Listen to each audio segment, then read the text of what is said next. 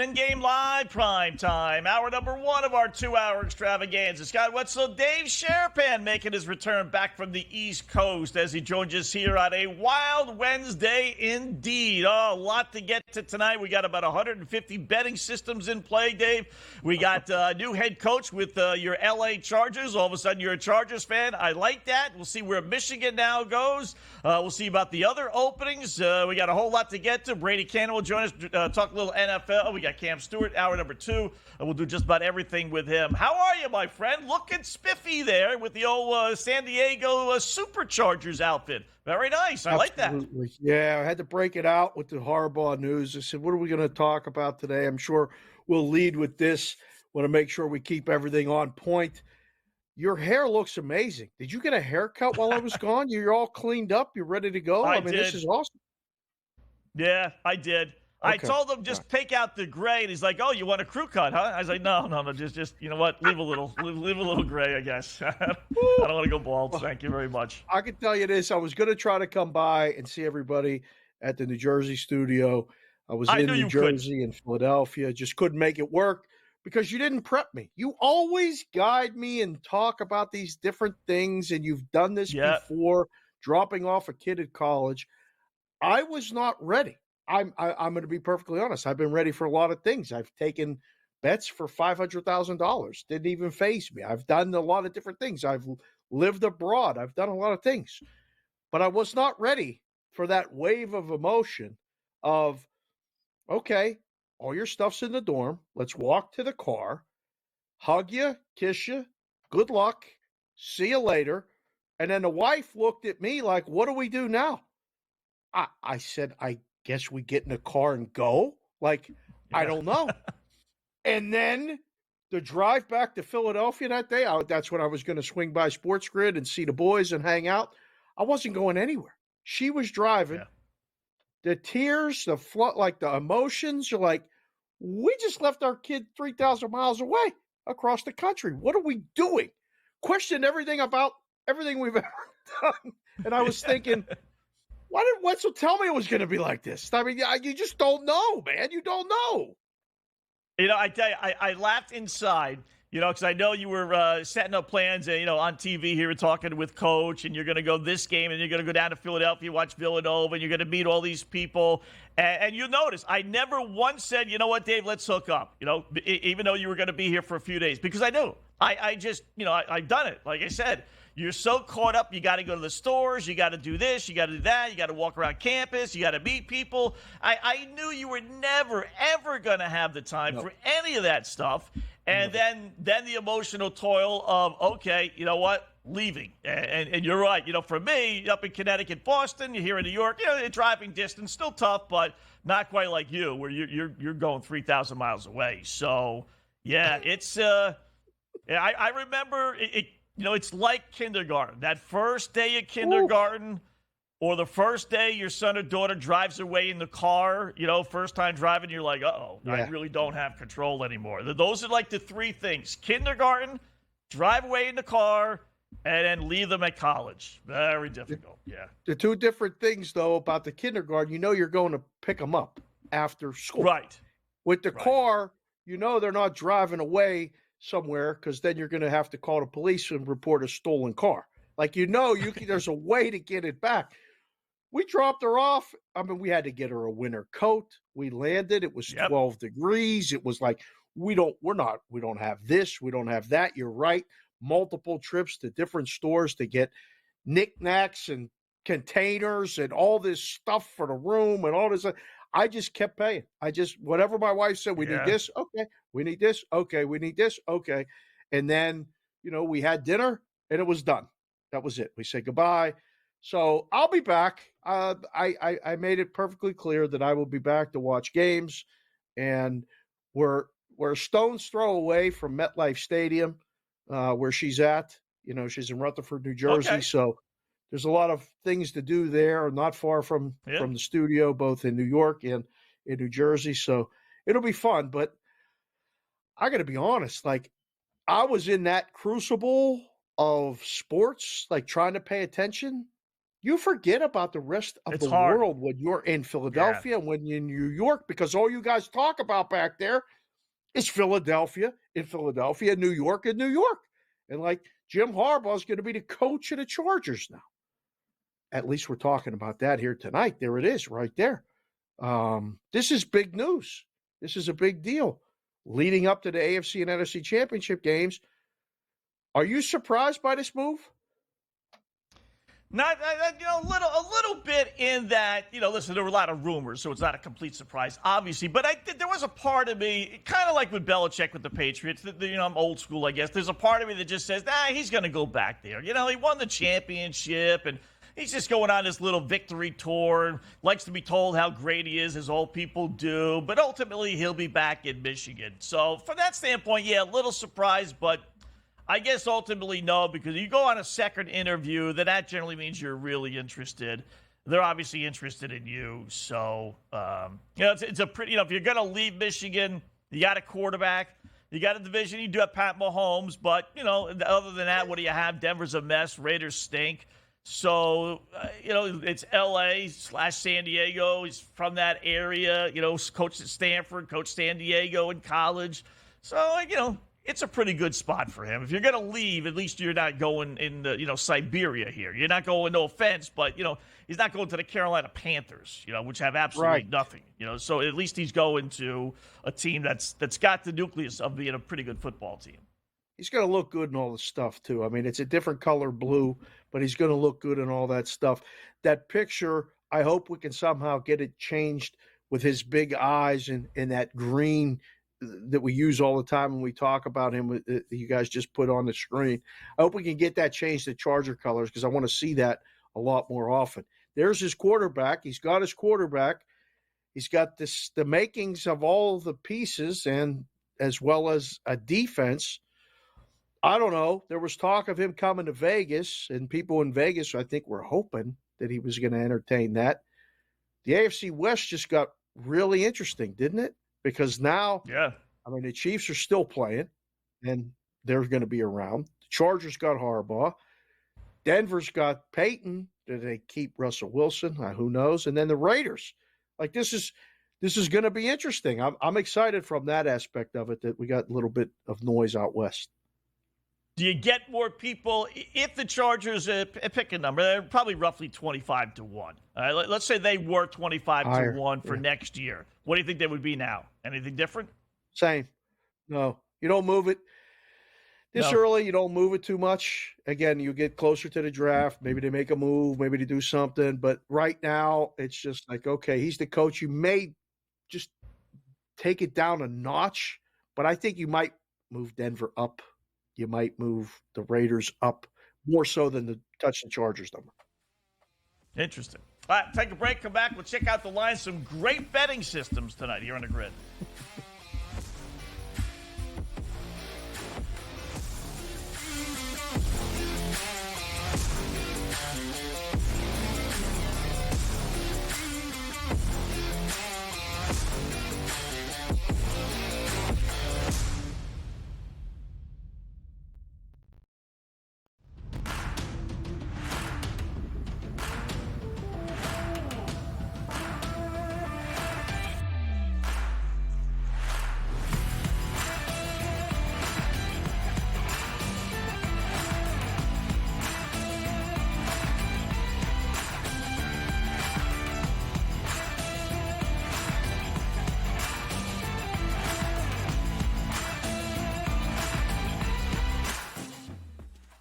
Quarterback at quarterback. We're going to lay some juice. We're going to have some dog prices, and we're going to go right in the middle. Because I don't know what they're doing. To me, they're in a complete rebuild, Kev. Go run, run, run. That's where overbackers on this 51.5 shot. Right now, he's a little bit more over money, but it's hovering right around. The winner of this game will be the division favorite. I don't care if they win because all we care about is the money, baby, the money. Pro Football Today. It's smarter to be on SportsGrid. I'm not going to lie. I'm a Knicks fan. I feel bad for Obi Toppin. I mean, Obi Toppin was backing up Julius Randle, and then he got his opportunity. Indiana was playing great. Didn't play deep. Brought him off the bench.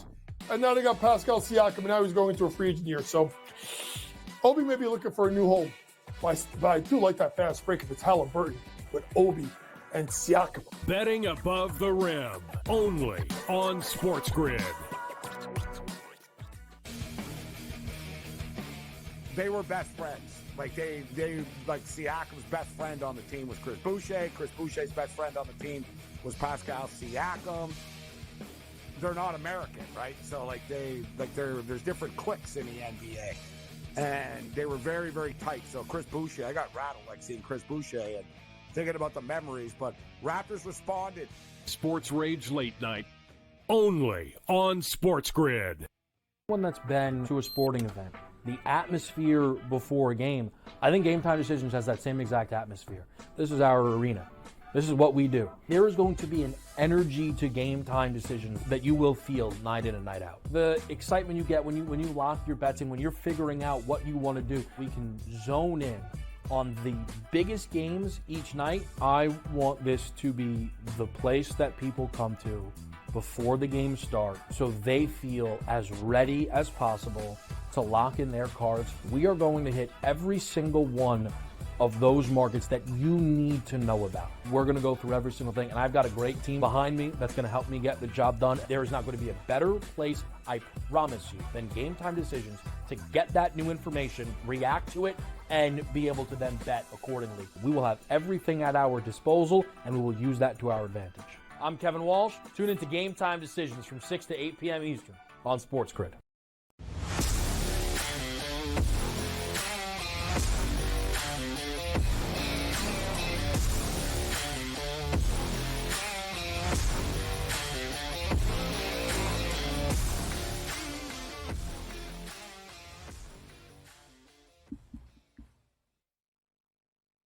All right, welcome back. In-game live, prime time here. Scott Wetzel, Dave Sharapan, as we take you to 10 p.m. Eastern time. Busy night here. I don't think there's been a bigger night, Dave, in which we've had more betting systems in play tonight than we've ever had before. We got betting systems going up against betting systems. It is amazing. We got not one, but two coaches fired systems in play tonight. Yeah. We got the mom system in the NHL, which I know you appreciate, with the Carolina Hurricane moms. Yeah, in Boston.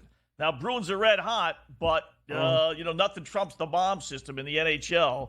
And then we got the coach reading the riot act with his Minnesota teacups the other day. Don't know if you followed that or not. And they're back in play tonight, so you'd think that's a pretty good betting angle. So I don't know, when you're away like you were for a week there, it's very, as you mentioned before, it's very, very difficult to keep your eye on sports. So anything, though, I'll just throw it at you real quickly. Anything that jumped off the page for you before we start breaking them all down? Early hockey, Florida Panthers, Arizona Coyotes over. We talked about that earlier on Bostonian versus Book. Suspicious line with the Bruins today. Didn't know that the mom system was in place, so thank you for that, because that looked too easy. As Bruins have won 5 in a row. Why are they only minus 135 against Canes? I don't know. The Bruins have been great at home, so wondered about that. And Winnipeg and Toronto has already started. Winnipeg's been as good as any team in hockey, especially keeping their opponents under team total.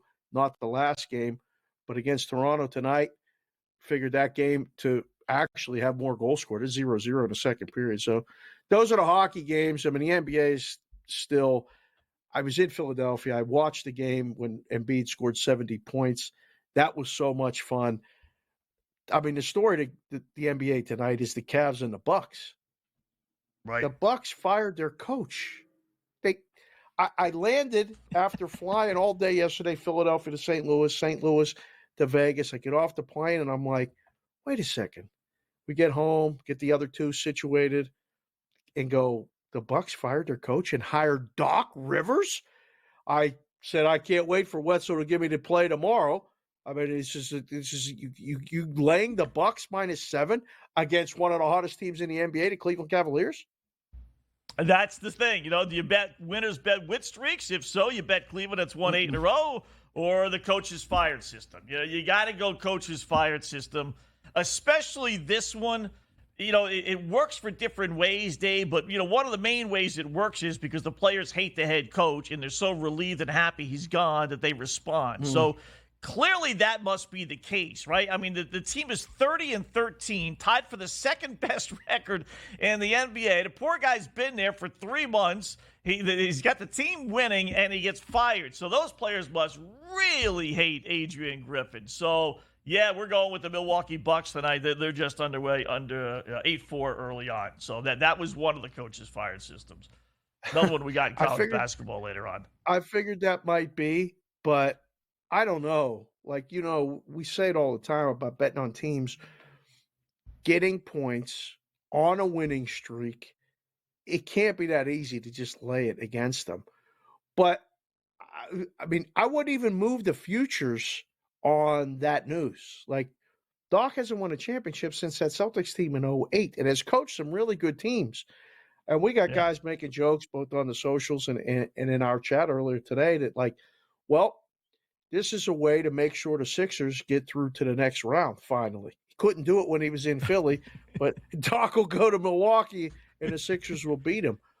I don't know if the Bucks are – I mean, they are the second choice in the East to win it, but come on. This can't be. It's very surprising. But, again, there had to be something going on behind the scenes that we don't all know about. Guy says he's going to be a consultant. He's going to be helping. He's going to be helping. He's really helping. He got himself the job. Yeah. I mean, there clearly has to be, right? I hear people say, well, it's because their defense isn't as good this year. Please, come on. Don't be so stupid, right? Nobody's playing defense in the NBA this year. Who cares if their defense is not doing well? They got the second best record in the NBA. I don't care if they're giving up 300 points a game if you're still winning. And what player wants to play defense? Well, what player is going to the coach saying, oh, coach, I want to play more defense, right? Nobody. So they just, it must have been a personality thing. They just thought the guy was good. I mean, it's not like, Adrian Griffin's been around a long time. Seton Hall guy, he's been in the NBA for a while, coaching for a while. It's not like they couldn't have found out his personality. It's like not like they got a guy from overseas.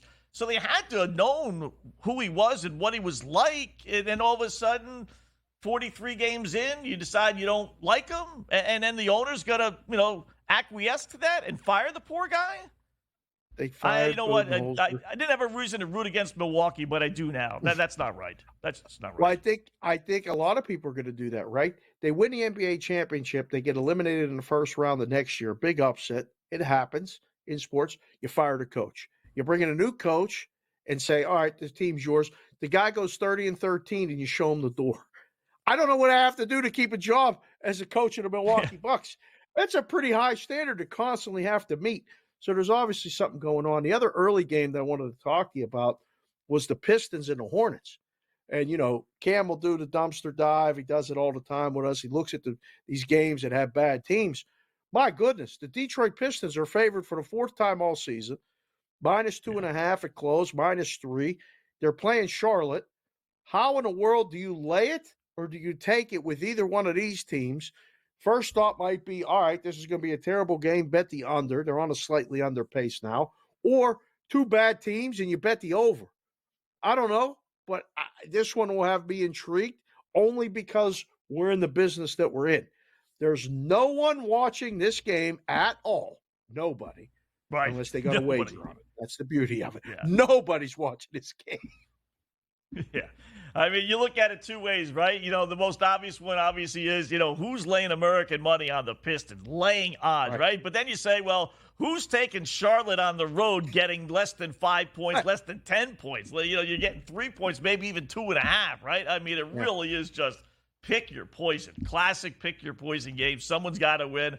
I think I'd feel better taking Charlotte knowing that, all right, I can't lay odds on Detroit. Just what 4 wins. I can't do it. I don't care if they're playing Topeka High. I lay 2.5 points and they lose. I'm like, what am I, a freaking idiot? Really? I mean, so Charlotte won last time out. They won against Minnesota. So maybe they're showing a little something here. That's why I would be the opposite. I mean, opposite picks is your moniker, your thing. I feel more comfortable taking the Pistons in this spot. They're at home. Really? And I actually would lay the 2.5 before the game. If I'm doing anything, I would only take the Pistons because I'm like you. If I'm taking Charlotte, I got to be getting at least 6 or more points. Like, there's no situation where I feel comfortable putting American money, a shekel, multiple shekels, whatever it is, on the Charlotte Hornets. And I'm saying, oh, yeah, I bet Charlotte today. How many did you get? 2.5. What? 2.5? What are you talking about? How could you make it 2.5? Well, that's what the line was. So I feel better about laying it with the Pistons. If they get me, they get me. But I think this is the game they win as a favorite for the first time all season. All right, Detroit's leading 64-60. So, and the line is pretty much the same 4.5. So if you haven't figured out which way you want to go, it's still right there. I am curious about this Minnesota team, Dave. I don't know if, again, you're flying back from New York, New Jersey, but so Cat goes for 62 Monday night, right? Me and Ranieri are doing the game, and he's shooting and shooting and shooting, and he's making every single shot. The guy is not taking like 50 shots to get his 62 points. Right? He barely missed any shots at all, but he just ran out of gas in the fourth quarter. So their head coach, Chris Finch, rips the team, rips Cat, immature, babyish. I mean, just like lambaste them because they end up losing the game to Charlotte. So I said today, they're either going to do one of two things. They're going to come out flying and play for their head coach who called them out, or they're going to tank because they're the players. I'll let you know when we come back what they're doing so far in that situation.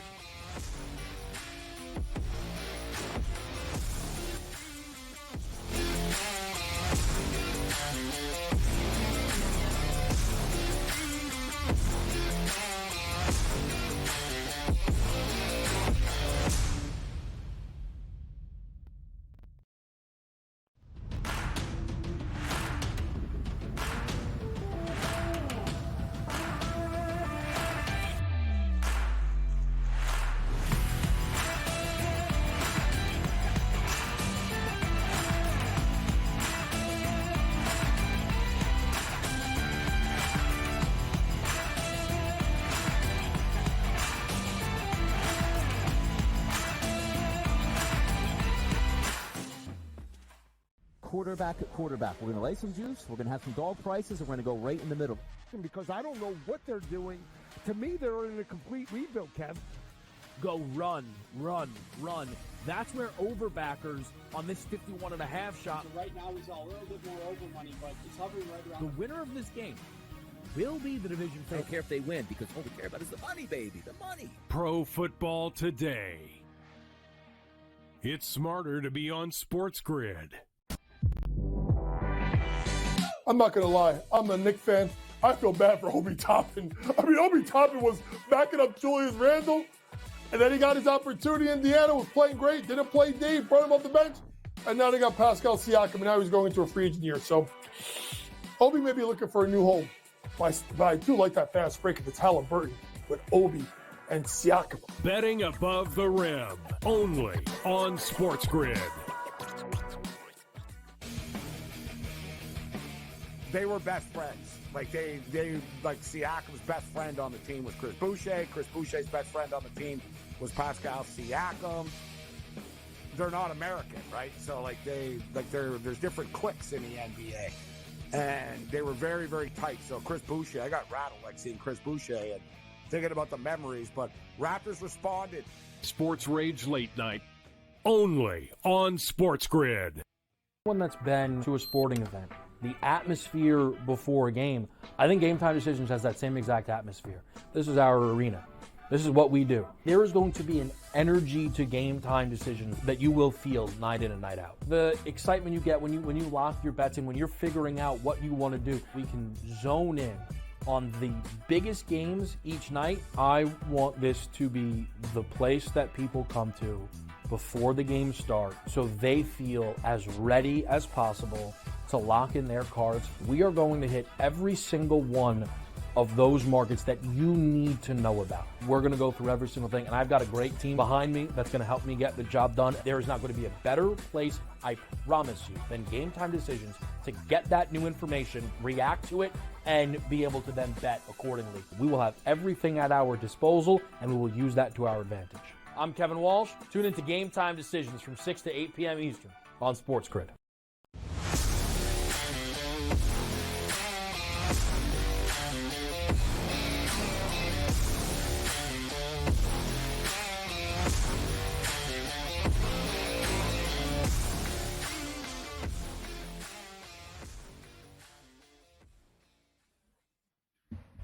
All right, it's in-game live, prime time here. Cruising along, hour number 1. What do we got, 25 past the hour. Weather outside, we got some rain, some overcast skies, drizzle, not too bad, but we do have a lot of black clouds hovering over the studios. That's next here on the grid.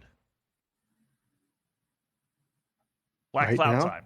That was the little promo for Black Cloud. The rundown you guys spent, no doubt, 2 hours on that said Black Cloud at 8:25. I'm just trying to follow along. There you go. Cue it up. Boom. There you go. I'll just bust your chops, guys. No problem. All right, yes, we got not one but two coaches fired systems in play. We're reaching the depths of despair here, but you know what? Dave, this coach's fired system has been on fire. I don't think it's missed in the NHL. If it has, it's like 6-1. NHL, NBA, college basketball are the best. Football, but I do like it in college basketball because these kids are all recruited by these coaches that get fired. They all love him. They all feel guilty he's no longer there. Or, again, they all find out they hate him and they're thrilled that he's not there. So let's go to Chicago, inner city. DePaul taking on Marquette tonight.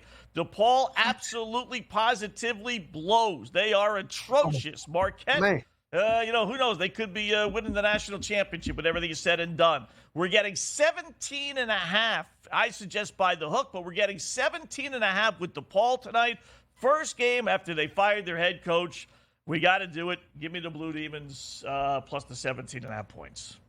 You've completely outdone yourself with this. That was a great look and a great graphic. The DePaul logo is really cool now. You taking DePaul was by far I don't even know if it was on the list. I mean, I was trying to come up with a couple of the games that you might have tonight. I thought maybe he's going to go with Phoenix at Dallas in the NBA, maybe. OKC can't possibly lose to San Antonio tonight. I thought the NBA, Black Cloud play of the night. I didn't see this one coming. Why in the world would you take DePaul other than the coaching? Like, this is one where in the book we might have single-digit number of tickets on DePaul for actual straight bets. There's no I'm very surprised. You think they covered a spread against? I do. They're home. They're home 17.5-point dogs. I don't even know what this line would be if the game was at Marquette. I can't believe it. Right? Think about that. What would you 24, 25? But here's the other little kicker. Oh, boy. The game is on national TV. Something called CSN-SN, whatever that is. One of the CBS networks. The CBS Sports Network? CBS Sports So now we got the team that sucks playing inspired ball and on national TV where they clearly don't want to get embarrassed, right? Even if they hated their head coach and just said, I don't want to play, the game's on national TV. There's no way we're not getting DePaul's A game. Now, that A game may be like a D game for everybody else. I'll grant you that, but you can't lose by 18 points at home on TV, can you? I like that. Okay. I like that a lot. Well, that's you're going to be on an island, but sometimes being on that island, on the Wetzel Island, is okay. You're on the book side for sure. That's one of those ones where, you go into work and, even Louis DeLip answering a phone. He's probably got a circle on that game going, I can't take too much on this game. I mean, everybody's using Marquette tonight. DePaul's one of the worst teams in college basketball. What'd you say? They have 3 wins or 4 wins on the whole season? Been getting blown out, been non-competitive in a lot of these games. Good luck with the Black Cloud play of the night. I think we might need the galoshes for this one. For those of you that don't know what galoshes are, look it up. Yeah, I know, right? Yeah, the good old galoshes. Where you had to put your foot in there, then the sneaker would come off when you took your foot out, and you couldn't get the sneaker out of the galoshes. The worst. I forgot what it was like being back east. It snowed 6 inches in Philadelphia. Was outside watching my brother shovel the driveway. We had the hoods on and the scarves and all this other stuff. There was all the snow. My daughter slipped on ice. She almost went down. I was laughing. It was great. It was I when you live out in Vegas, it rains sometimes. You get these heavy rains where you get some flooding and stuff. But otherwise, one snowfall, two snowfalls a year. It's gone by the afternoon. It's nice to look at. That snow is going to be in Philadelphia until March. That snow is not leaving. I forgot about all that. So Black Cloud play tonight. Good luck to Paul, Blue Demons, and anyone else that takes them. Any college basketball? I'm all over the under on Virginia, North Carolina State. That's one of my regular absolute always plays. Yep. 40-34, 7 minutes left. Over-under is down to 98.5. 98.5. Unbelievable. They have these games, Dave, where it's just awful. When you do these games in game, like when you're in the book, you got to, like, the number's 100. And you wait as long as you possibly can. You're like, how low can I make this? I mean, seriously, how low can this go? So we're there already. That's really low.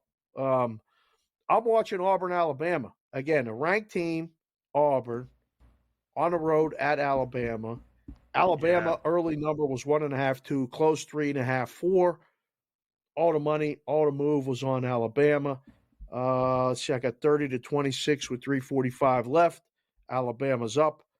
That's one of the games I was really going to watch tonight. Let's see, there was another one. Oh, Illinois Northwestern. Illinois is only 3.5 now. There's the current, the opener over there was 2.5. The total's 145.5. This one stinks to all high hell to me. This got to be in play on Northwestern. When you look at this number, you go, come on. This can't be this easy. Illinois is ranked, 10th in the country according to this thing I'm looking at. Yep. You want Northwestern? Did that make the cut at all? Is that on the list? No, but I did see that, Battle of Illinois there. The schools separated not that far apart. Evanston just outside of Chicago and Illinois. Did you ever go to a game at either one of these venues? Not in basketball. I went to a Northwestern Ohio State football game when I was out there. That was pretty cool. Yeah. Okay. That was good. But Illinois, no, not the Northwestern's gym looks like it's a hard place to play when they're competitive in a game. I mean, that looks like a tight, small, almost like big high school gym. I was going to say glorified high school gym. Yeah, exactly. Like a WCCC gym, West Coast Conference. Like they're like that as well. Okay. So, they're good. They're pesky. Like they'll get blown. They're like their football team. They really are. They'll get blown out 50-0. But then the next week they'll upset a team, and they play great, and then they'll play great again. Then you start buying into them, and then they'll lose 50-0 again. Basketball teams same way, especially at home. They'll play well at home. They got some nice home wins this year, but then there'll be other games where they just play like crap. So I would think Illinois would have as many fans there as Northwestern fans, or at least a good sample. Like I said, it's not that far apart, so I don't think you're going to get a true Northwestern home court advantage tonight. So I do like Illinois laying a couple points. And I like playing the over in these rivalry games, these in-state rivalry games.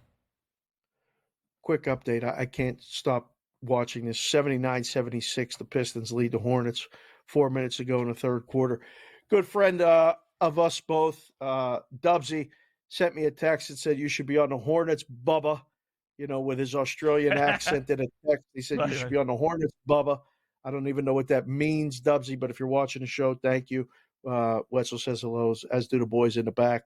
Apparently, I don't know if you've heard, Scott, but the Super Bowl's in Las Vegas this year. There's going to be a lot of talk about the Super Bowl and about the conference championships and all this stuff. Everybody's just letting me know now they're coming to Vegas and, expecting rides from the airport, places recommended to stay or to eat dinner at. And I've been telling you, this has been going on for a year, right? We've known the date of the Super Bowl for a year, and they're still just reaching out now. So Dubsy's on the list. I don't know if I'm going to pick him up or I'm going to leave him curbside at the airport. I haven't decided yet. Yeah, I'm still waiting for the SportsGrid invitation for me to be part of the broadcast and come down. I'm sure it's in the mail. I'm sure it's in my voicemail that I just kind of lost. I'm sure it's there. So. Did you get this cleared with the wife? Are you even allowed to go? Well, we don't really ask.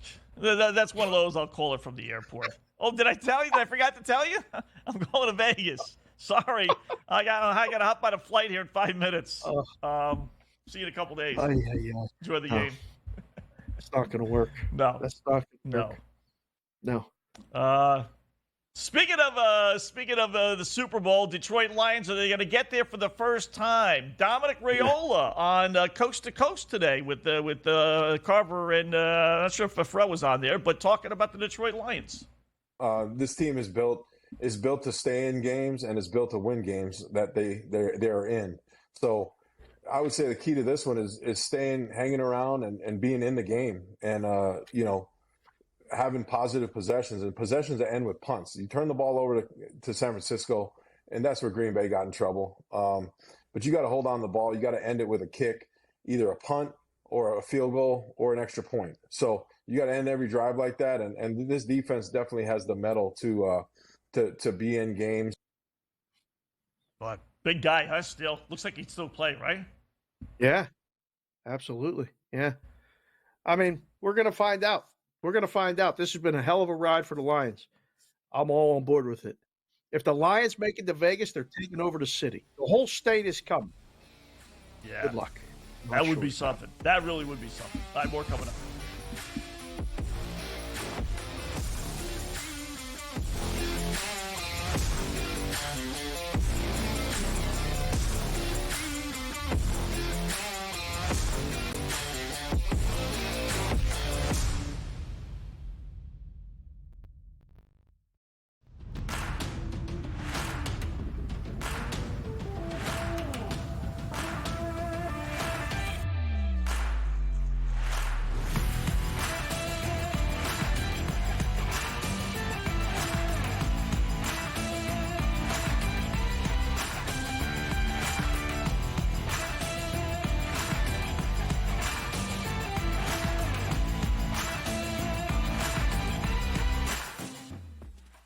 Quarterback at quarterback. We're going to lay some juice. We're going to have some dog prices, and we're going to go right in the middle.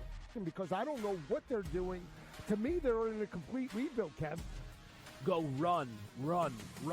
That's where overbackers on this 51.5 shot. So right now, he's a little bit more over money, but it's hovering right around. The winner of this game will be the division I favorite. don't care if they win because all we care about is the money, baby, the money. Pro Football Today. It's smarter to be on SportsGrid.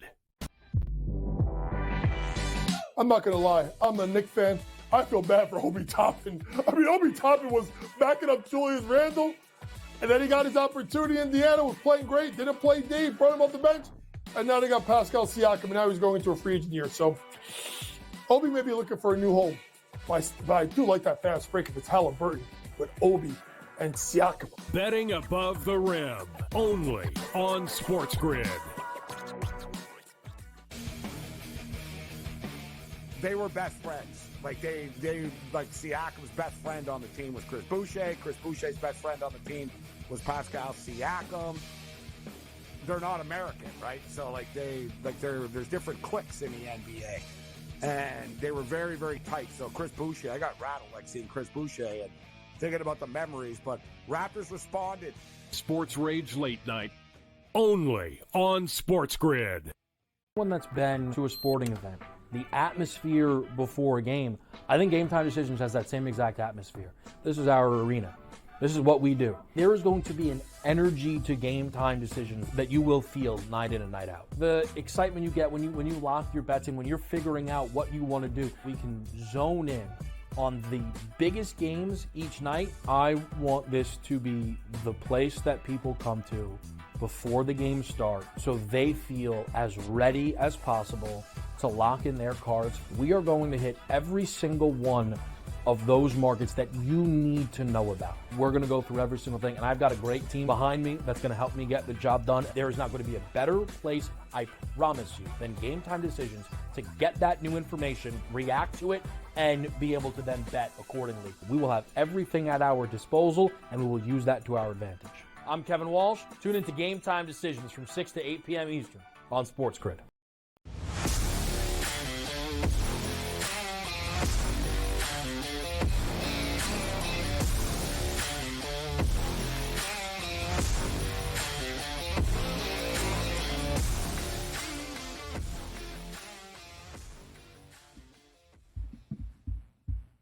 All right, welcome back. In-game live, prime time here. Hour number 1 on this wild Wednesday. Talking some NFL, some college basketball, little NBA, little NHL. And just before we bring in Brady Cannon, I will tell you the biggie in the NBA. Charlotte now by 3 over Detroit. 92-89 as all eyes no doubt pierced to that.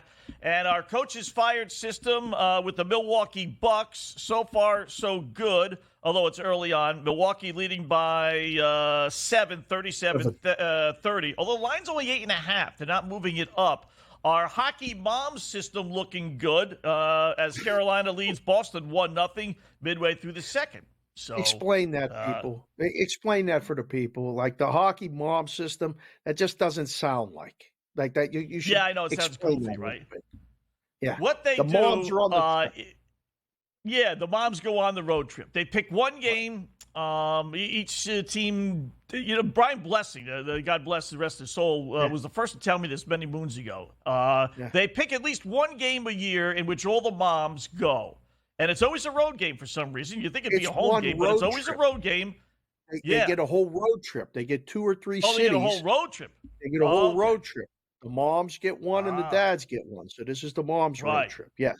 Yes. That's the mom. So if you play on the games, the teams where the moms are there, not the dads. Dads, they're out partying, getting drunk the night before, celebrating. No, the moms, they're in bed at 8 o'clock, and they want to impress their mom. Dad knows about them, right?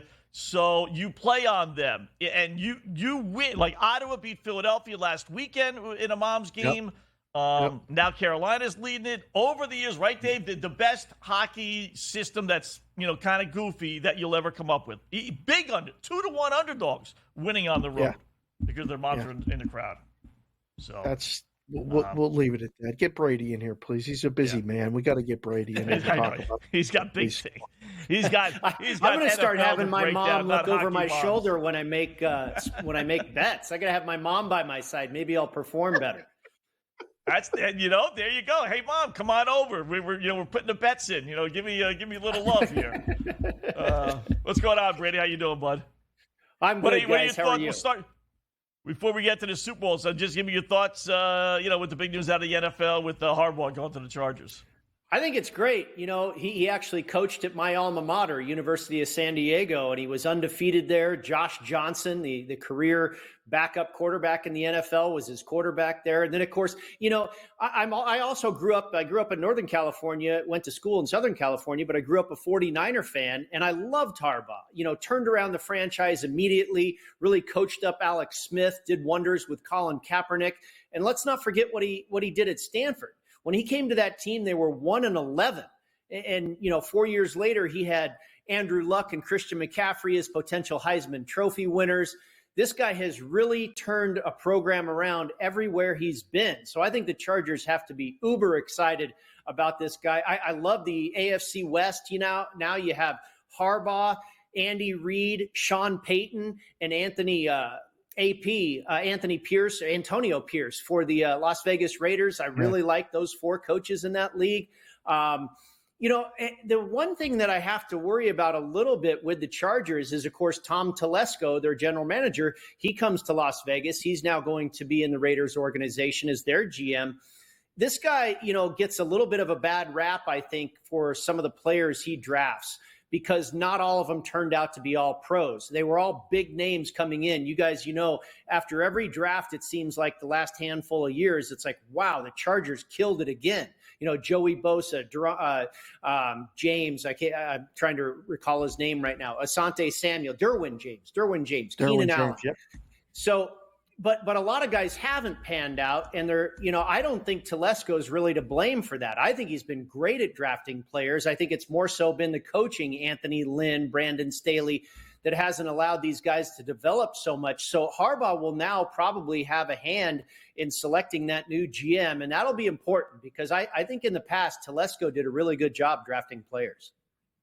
So before we get to more football stuff, and out west, and the AFC West just got a lot more interesting for sure. The golf tournament's out west. I was back east, but I saw these pictures of San Diego and all the rain and all the flooding and all this other stuff. And there at Torrey Pines, I've played it. I know you've been on it, Brady. It's a long course to begin with, super long when it's wet, nasty. It starts today. They already played the first round today. Is this right? So it's done on Saturday. So golf thoughts, some guy named CU. Looks like he's 8 under. Kevin Yu. Yeah, now they play two courses. You've probably played them both. I've played them both, Dave, the North course and the South course. Now, the South course is the beast, the monster you're talking about. It's almost 7,800 yards. That's where they played the U.S. Open in both 2008 and 2021.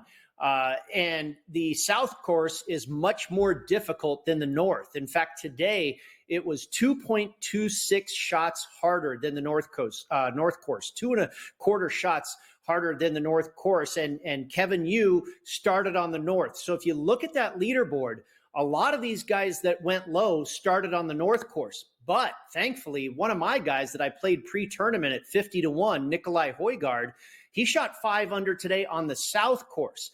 Nick Hardy is another player that shot 5 under on the South. So I think if you're going into this wanting to bet in-game, if you will, going forward, look at guys that started on the South and did well. Tony Finau shot 3 under on the South. Xander Schauffele shot 3 under on the South. Because tomorrow they're going to go to the easier course, and they could really pad that score that they already have. Now, the guys that got off to a hot start today on the North, they might go sideways tomorrow on the South and shoot 6 over par or something like that. I mean, it's probably not going to be that drastic, but I wouldn't necessarily ride the guys that started on the North, because the guys that did well today on the South, they're going to get healthy tomorrow on the North. And the reason this started on Wednesday, Dave, this is the 3rd year in a row, the PGA Tour very wisely bumped this up a day so that Sunday they don't have to compete with the NFL. It started about 5 or 6 years ago when the PGA Tour changed their schedule to begin as the NFL is winding down and to start up or to end as the NFL is starting up again. So they're really not getting in the way of football too much at all. And I wish, you and I are huge baseball fans. I wish baseball would get their act together and do the same. People have to realize football's king, and the PGA Tour has done exactly that. I think they've done a great job with these adjustments. All right, how about the football? We got 2 games. First game starts at 3 o'clock. Baltimore, 3.5-point favorite over Kansas City, despite the great Patrick Mahomes being on the other side. Little surprised that it is 3.5, not 3, Brady, but your thoughts on that game first up. Well, I tell you, Scott, out here in Las Vegas at a couple of shops, Circa and the South Point, it's already to 4. And I've seen a couple of stores in faraway places that have gone to 4 as well. And, I agree with that. I think it can't be ignored, but I think there's a little too much to the storyline of Patrick Mahomes as an underdog and how good he's been. I think you and I can probably all agree, all of us, that Baltimore's the better team. Kansas City has not been that great this year. Their defense has been very good. Their last 7 games, I'm going to throw out week 18. Their last 7 games prior to week 18, they went 3-4. They lost to the Bills, they lost to the Eagles, they lost to the Raiders, and they lost to the Packers. And then you look at what they've done the last couple of weeks in the playoffs, and you're like, boy, they flipped the switch. They got their act together. Not so fast. They played in 20 below 0 against the Miami Dolphins, the worst team possible for those conditions probably, who had a defense riddled with injury. And I think that made Kansas City look very powerful. And the same thing with the Buffalo Bills, who probably should have beaten them and nearly did. The Bills also riddled with injury on defense in that game. So I think both of those games kind of have the casual fans seeing, oh boy, here they go again. Again, you're playing against a very healthy Ravens team now that expects to get Mark Andrews back and Marlon Humphrey on defense. So I think it's a little bit of a smoke and mirrors there, what the Chiefs did the last 2 weeks against these teams that were really decimated on the defensive side of the ball. I think Baltimore will be able to run the ball. That's always kind of been the Achilles heel, even in the Super Bowl winning years for Kansas City. You've always been able to attack them with the run. We know Baltimore is one of, if not the best rushing offenses in the league. And their quarterback, oh, by the way, can rush for 100 yards at any time. And when they are able to run like that, it'll just open up the passing lanes. And with Andrews back in the lineup, that makes that passing attack even more dangerous. I do believe the Ravens will win this one. My power rating came to 4. When I crunch the stats, it comes to 4. I wouldn't be surprised if they won by more than 4, but I took the points out of it, guys, and I played the Ravens in a money line parlay. I think you summed it up pretty good. If the Ravens stop the run, this could be a blowout. If Pacheco and the Chiefs are unable to run the ball like they did against the Bills, I mean, they didn't punt until the fourth quarter. They scored, moved the ball at will. They barely won. The Bills were driving to win the game. They missed a game-tying field goal, so it was right there. But talk about mirages. There's a lot of people that are saying the Lions are a mirage, that you're going to San Francisco and they're feeding them to the Lions. I mean, the Lions are going to get fed right to the Niners. This is one of those situations where does the dog have a shot to win the game, Brady? If so, do you take them plus the points, or is this kind of a lay down? San Francisco is coming to Vegas after Sunday. Yeah, Dave, I mentioned the money line parlay with the Ravens and I coupled them with the 49ers. I went chalky, but I believe strongly that these are the two best teams. And I love, I mentioned earlier, I grew up a 49er fan, so I'm rooting for them.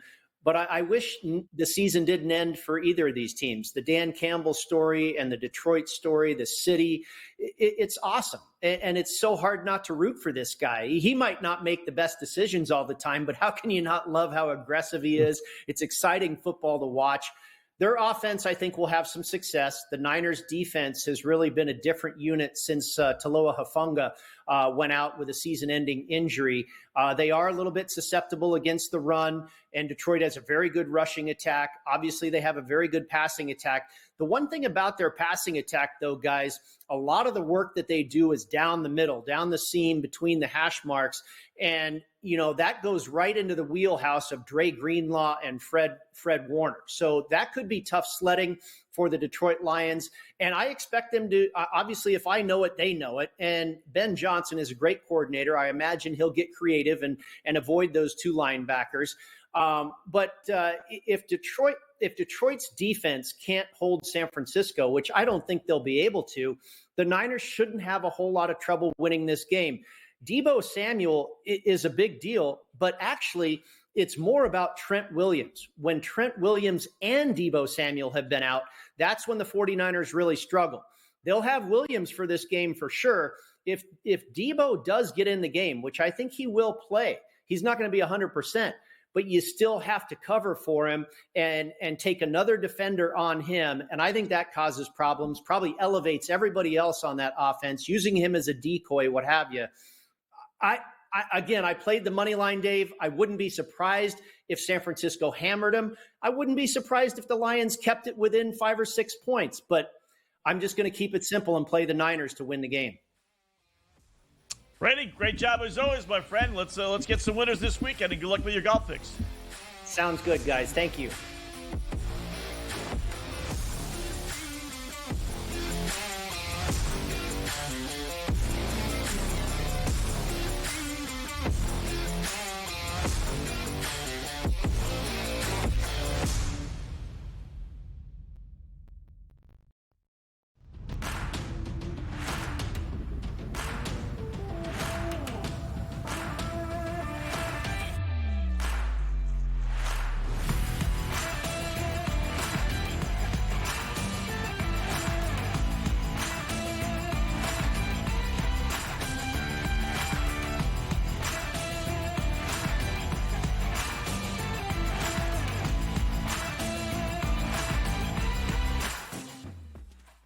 Quarterback at quarterback. We're going to lay some juice. We're going to have some dog prices, and we're going to go right in the middle. Because I don't know what they're doing. To me, they're in a complete rebuild, Kev. Go run. That's where overbackers on this 51.5 shot. So right now, he's a little bit more over money, but it's hovering right around. The winner of this game will be the division I don't care if they win, because all we care about is the money, baby, the money. Pro Football Today. It's smarter to be on SportsGrid. I'm not going to lie. I'm a Knicks fan. I feel bad for Obi Toppin. I mean, Obi Toppin was backing up Julius Randle, And then he got his opportunity. Indiana was playing great, didn't play D, brought him off the bench. And now they got Pascal Siakam, and now he's going into a free agent year. So Obi may be looking for a new home. But I do like that fast break if it's Halliburton with Obi and Siakam. Betting above the rim, only on SportsGrid. They were best friends. Like Siakam's best friend on the team was Chris Boucher. Chris Boucher's best friend on the team was Pascal Siakam. They're not American, right? So there's different cliques in the NBA.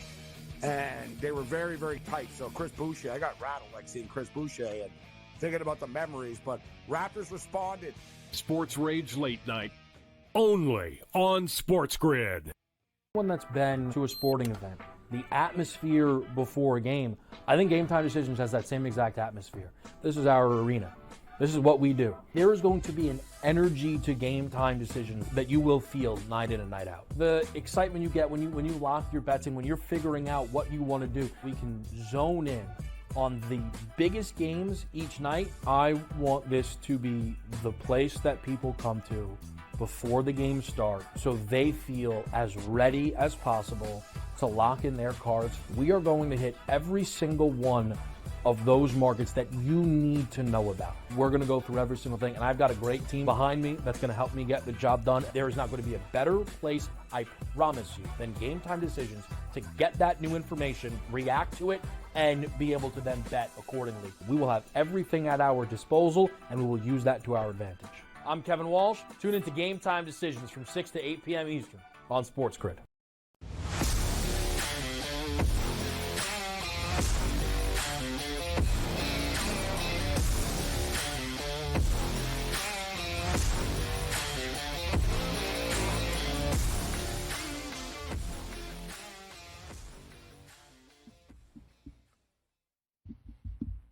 All right, welcome back. It is InGame Live Prime Time. Wrapping up hour number one. Thanks again to Brady Cannon for joining us, as he does every Thursday. And he joins us Saturday nights when I work with Joe Madden on InGame Live as well, prepping for the big day on Sunday.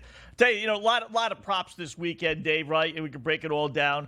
But what I do like in particular is under, which is a rare play, under Brandon Ayuk, 80.5 reception yards. Now, he has had some monster games this year, but I think that's a number that's assuming that Debo is not playing. And let's go under that assumption.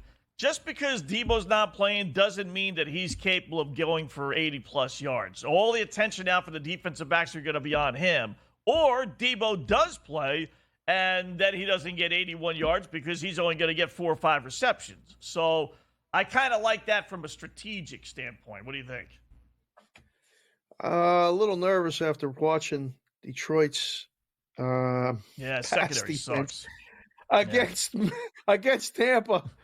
And Baker Mayfield looked like old school Dan Fouts of the Chargers. I mean, they were throwing the ball over the field. He threw for a lot of yards. They got to get that pass rush. They have to get to Purdy and force him. I mean, the rain's, there's not going to be rain. Talking about it being 70 degrees and sunny.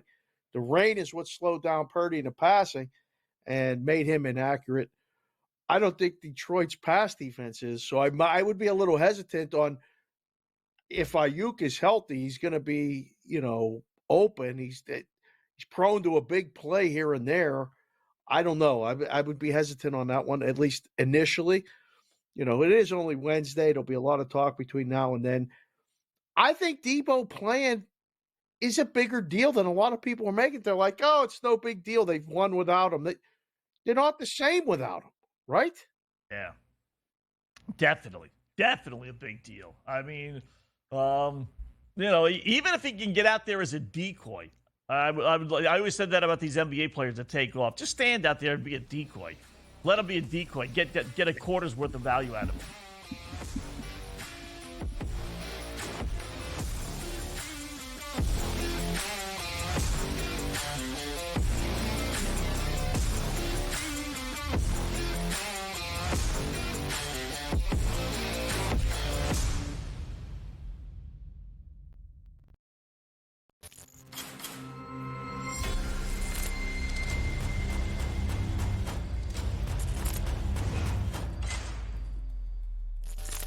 It's smarter to be on SportsGrid.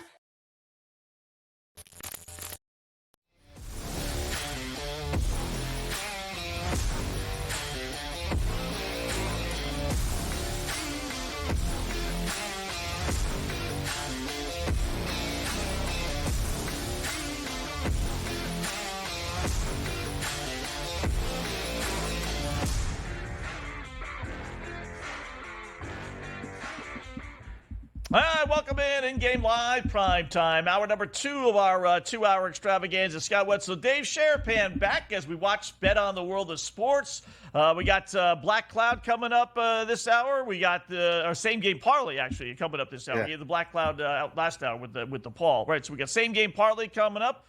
We got some NBA. We got some college basketball. Really great night in college basketball. Little hockey as well. We got the mom system with Carolina doing well, Dave. Keeping an eye on Minnesota, seeing how the players react after being called out by their head coach.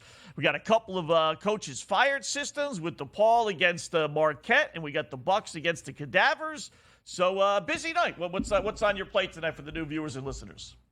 I'm riveted. Before we get to the same game parlay, I'm riveted by this Hornets-Pistons game. It's 102-100, just under the 4-minute mark. The Hornets lead. They've actually flipped it a favorite in game at the one place I'm looking at, a -1.5-point favorite. I can't wait to see how this one turns out. It would only be justice if it goes to overtime. Who wants this game? You got to get bonus basketball with this game. Hornets, Pistons goes to overtime is only fitting. So I'm hoping that happens. And then everything else that you mentioned, of course, the Black Cloud play. The DePaul Blue Demons. Are they still they're not? Are they the Blue Demons? What are they? I think they are. Yeah, they are still the Blue Demons. You got to be careful, but sometimes they got to change these names. So I wasn't sure, but the logo looked great. The graphic looked great. I just saw somebody even on the Twitter even responded that they like the Black Cloud play of the night tonight. Good luck, nice. DePaul. All right, here we go. Yep. We're going to get the boys in Vegas sweating out DePaul plus 17.5. Buy the hook if you can and get it to 18. Which 17.5 is not enough. You want to buy the so what's wrong? What? It's extra half a point. You never know when they're down 15 and there's Marquette hoisting up threes, with 10 seconds left. You'll be thankful you had the hook. That cost me a game this week. Houston over-under college basketball. Some dope had to take a shot with 5 seconds left, and the game went over by 0.5 point. Happened multiple times. Creighton was on the line in triple overtime, up 7, shooting 2. Yeah, I'd seen Hall plus 3. Both. Or 2.5. Yeah. Yep. Villanova covered Saturday night in Philadelphia against UConn. UConn was up 4. The spread was 3.5. A meaningless 3 at the end of the game. Wildcats shoot it from like 38 feet right in, lose by 1. Oh, yeah. Guy told me about that one. Yeah, he said it was about a half quarter or so, right? Meaningless. Yeah. Oh, yeah. It happens. Boom. Right in. Yep.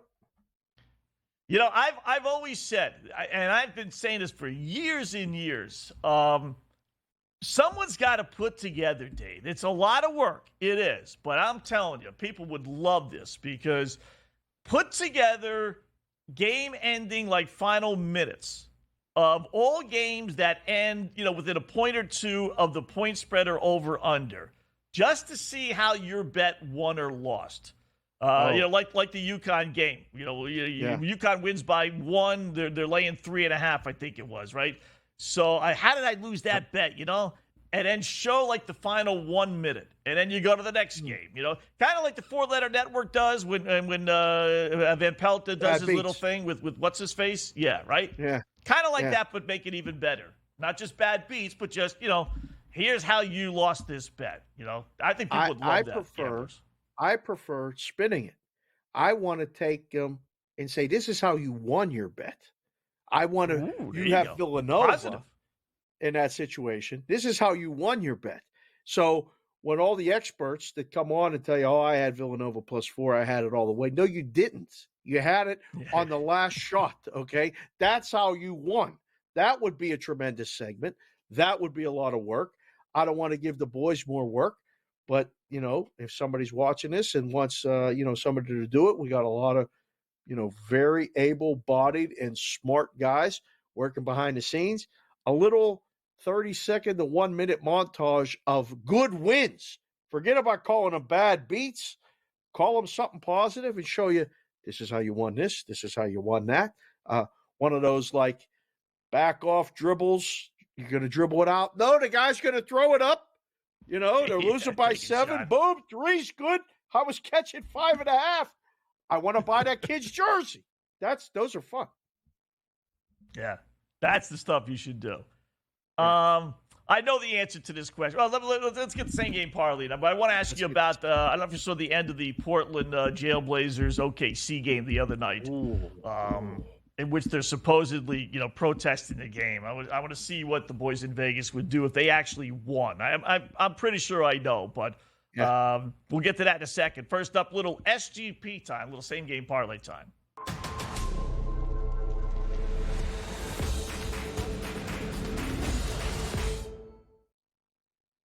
All right, we're going to go to the hockey board here for our same game parlay. We've had some success with these over the last, I'd say even like week and a half or so. We hit a couple of them, hit one over the weekend with me and Joe, and with a football one, and we hit one on Monday night with me and Joe Ranieri. So let's go to the hockey board. We're going to grab the Seattle Kraken versus the Chicago Blackhawks as our same game parlay focus.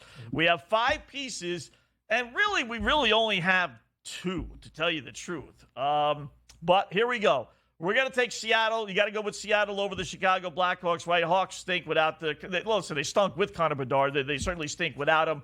They're not going to win the game. So we'll grab Seattle to win in regulation, drop the minus 250 or so, 260 odds down to minus 170. That's doable. Then we're going to go under 5.5. Chicago 6-1 under without Bedard in the lineup. And they've scored 1 goal or less in all but one of those 7 games. They cannot score. Somehow or another, they scored 4 against the Islanders, which got the poor Islander head coach fired. But other than that, 1 goal or being shut out. So let's go under 5.5 and assume Seattle doesn't score 6 goals. Then we're going to go no goal first 5 minutes, minus 260. Then we're going to go no goal first 10 minutes, plus 108. And then we're going to go under. If we have no goals in the first 10 minutes, then I'm going to bank on we don't get 2 goals in the final 10 minutes. So let's go under 1.5 goals for the first period, minus 118. Add it all up. Nice little parlay, almost 5.5 to 1. What do you think, Dave? I think you may have overstretched your boundaries going into the 10 minutes. No goal in the first 10 minutes. Yeah, the first 5, that looks pretty solid. The Kraken have lost 4 in a row. Are you worried about this at all? With the Blackhawks getting right tonight? No, not at all. That'll just get them focused. That'll get them focused. They won't take them. They'll take them seriously. So all right. Yeah. Yeah, that first 10 minutes, that was the one that, not keen on that, but I'll give it a shot. Yeah.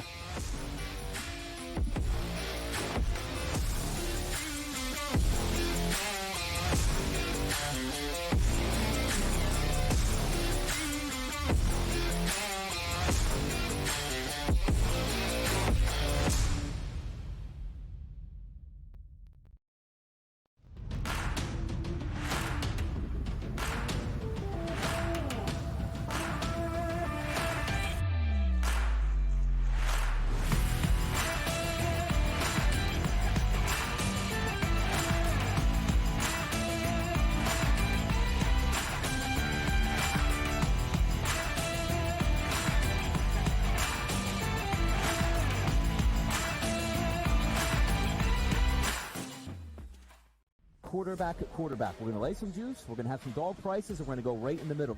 Because I don't know what they're doing. To me, they're in a complete rebuild, Kev. Go run. That's where overbackers on this 51.5 shot. So right now, he's a little bit more over money, but it's hovering right around. The winner of this game will be the division favorite. I don't care if they win, because all we care about is the money, baby, the money. Pro Football Today. It's smarter to be on SportsGrid. I'm not going to lie. I'm a Knicks fan. I feel bad for Obi Toppin. I mean, Obi Toppin was backing up Julius Randle, and then he got his opportunity in Indiana, was playing great, didn't play deep, brought him off the bench, and now they got Pascal Siakam, and now he's going into a free agent year. So Obi may be looking for a new home, but I do like that fast break if it's Halliburton with Obi and Siakam. Betting above the rim, only on SportsGrid. They were best friends. Like Siakam's best friend on the team was Chris Boucher. Chris Boucher's best friend on the team was Pascal Siakam.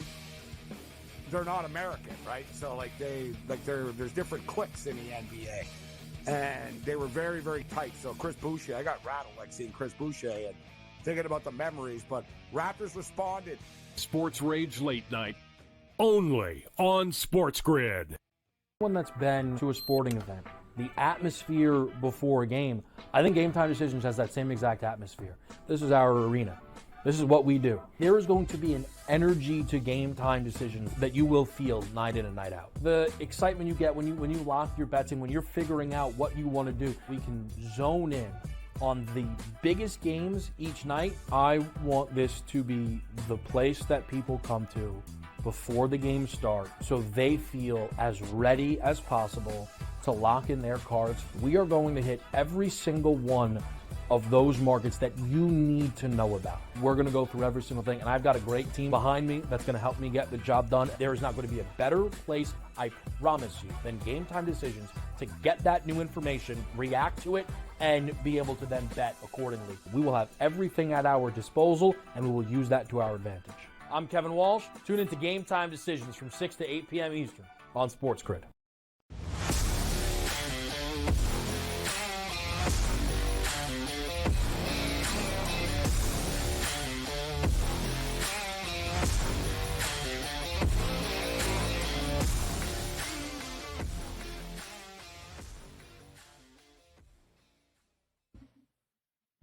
Welcome back. In-game live, prime time, 12 past the hour. Scott Wetzel and Dave Sharapan. Don't forget, follow us on Twitter at SportsGrid, at SportsGrid Radio, at SportsGrid TV, and, of course, download the SportsGrid app, which is now available in your favorite app stores, no matter what kind of phone you have. You can follow us on SportsGrid. You can follow us, they give the trends and stats and picks that you actually give out. 5-star picks, believe it or not. So feel free. All free, no cost whatsoever. I think they got like a $100 surcharge on my page, though, if you want to follow me. That's the only problem. Here come those. Just a little kickback to me would be nice. Join the podcast at least. Something. I don't know. Here come your Detroit Pistons. How about that? Up 4, 30 seconds left. 110, 106, 33 seconds left. There's something under review right now, so we'll see if that holds. Listen, if it doesn't go to overtime, I hope the Pistons cover. If it lands 3 and you got to give back all this tremendous volume that you did in the book on this game, that's quite the bummer for the book. Because, again, I talked about it before. You said it before. I can't imagine how much handles on this basketball game. This is the lowest handle probably of the season. Who's looking at this game? Unless you're making a wager on it, you're not watching it. I can't even find a TV feed for it. I'm just anxiously hitting refresh on my phone like old school, Scotty. Do you remember when the only way you could get these scores, there was no sportsbook apps. There was you had to call an 800 number, get a score phone, things like that. So now I'm just hitting refresh here on my phone, waiting for something to happen. So something call was overturned. I don't know what that means, but it still says 110, 106. Game's going to fall right around the number. Sometimes the books and the odds makers, you get it right. It feels good when a game falls right around the number. Don't know if you saw the end of the Portland OKC game the other night, right? So Portland's actually leading. They're actually leading, which is really the wacky thing, right? There's under 20 seconds left. They're trying to bring the ball up into the front court. OKC is pressing. Portland says they called a timeout. The official said, no, you didn't call it in time. You turned the ball over. Chauncey Billups, God bless him, right? His team's got 10 wins all year. He's fighting like it's Game 7 of the NBA Finals, right? God bless him. He gets a technical foul with his team up 1, mind you. Yeah. Then he goes on the court, doesn't stop, and gets, which I thought was a quick technical, but bottom line is he gets another technical foul. Yeah. OKC hits both free throws. They win the game by 1, and Portland ends up going home a loser. So now apparently they're going to protest the game. So the question is, and I know the answer, if they were to win the protest, is there any luck for people that had Portland on the money line? No. Game's graded, done. History, it's in the books. It's already graded. If it gets, reversed, well, sorry. We graded on the day of the game. You get the 2 official confirmations. This is the final score. You put it in. And some states have 1 official confirmation place. Like here in Nevada, you're going to get 2 official scores from other sites, and then you put it in, and then boom, that's the score, that's the game, that's the final. As an official, did you agree with the call? Like, I love talking to you about this stuff now because you're going to be a high-level basketball official. Every time I see you, it looks like you're either getting a better haircut or you're getting in really good shape. I can see it in your face and everything like this, running the floor. The tee was a little excessive, no? He was upset. He came out in the court like the first tee, tee him up and then get back on the bench. Chauncey, just chill out. And then the other guy came in, rang him up, second tee, it's all over. That was a bit much. That's what I don't like. Like the second tee, even the first tee, the guy's just looking for an explanation. He must have said a magic word because he teed him up without him being that demonstrative. On the court, like flailing arms or whatever. Right. He wasn't doing that. And then even the second tee, it wasn't even the official that he was dealing with. And if I was that official, I got to go to that second official and say, listen, pal, I got it. I have it under control. All right. You know what? I teed him up 1. There was no need. He wasn't talking to you. Wasn't looking at you. Wasn't going, you didn't have to tee him up again. You really didn't.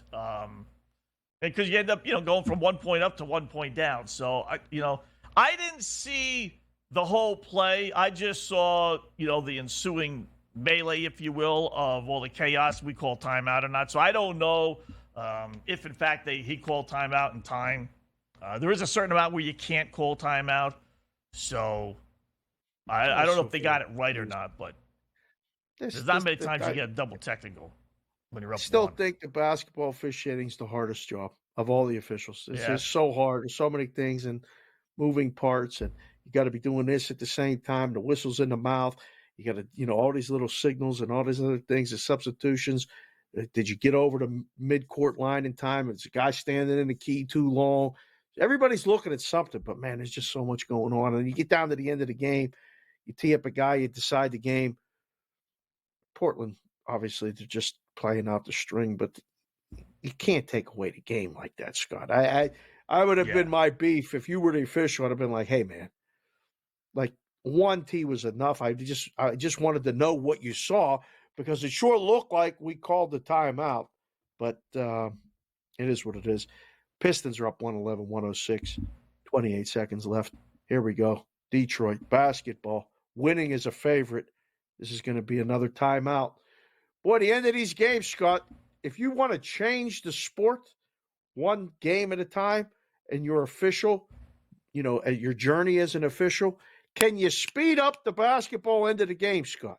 Like, can you do anything about the end of basketball games, please? There's nothing you could do with all these timeouts. I would make a rule, final minute, you get 1 timeout. That's it. No matter how many you have left, you only get 1 timeout in the final minute. That's it. We got to get these games over with. And then half the time it's because they're going to review also. They give them phony timeouts because, the guy's like 3 feet in bounds and they say, oh, we got to double check that. I'm like, come on. You're standing right there, Right. Mr. Magoo could make that call. You don't need to go review that. So, Mr. Magoo would make a hell of an official. What? Yeah, he would. The Memphis Grizzlies. Here's another system that was in play tonight. Bet against teams that make, now it's not a major trade, but bet against teams that make trades where you're going to bring in a guy that's actually going to take some minutes. Miami made the trade for what's his face there with the Charlotte Hornets, Terry Rozier, and they traded away Kyle Lowry, who plays 10, 15 minutes a game. It just screws everything up. For a game or two, you got to give these guys a game or two to get acclimated, figure out where they want to be, the minutes, who's he playing with, this, that, what have you. So I do like betting against teams like that. And that's Miami, and they're losing to a lousy Memphis Grizzlies team by 14, 82-68. Gave it out to the podcast crew. Hopefully they played it. Love it. Love when you get this stuff out to the podcast crew. Got to start listening to this Opposite Picks podcast, or we got to start getting on this crew that gets these plays. I like that. See? Didn't even consider that. A trade for a guy that's going to take away minutes and messes everything up. We got to shorten the name of that system. We got to shorten. Yeah, I know. It's a little too long. We got to work on the name of that one. But yeah, Mom system is real good. Mom system perfect. This other one, we got to work on. Right? We can stretch that one out a little bit. I think that one has a little bit of like. That might not work, but like coaches fired system, that works. See, Jack's producing the show live right now here. Jack is right. That's perfect. Coaches fired system. All right, that's good. Guy that takes away minutes in a trade and this and that, we got to tighten that one up a little bit. And like the mom's road trip system, like we could call it that. Yes. Like just calling it the mom system, that's not going to work. The mom's road trip system play. There we go. Now we're working here. We're talking it out. I like it. Yeah, I like that. Do like that. By the way, Carolina 2-0 still over the Bruins, entering the third. Nice. Mama.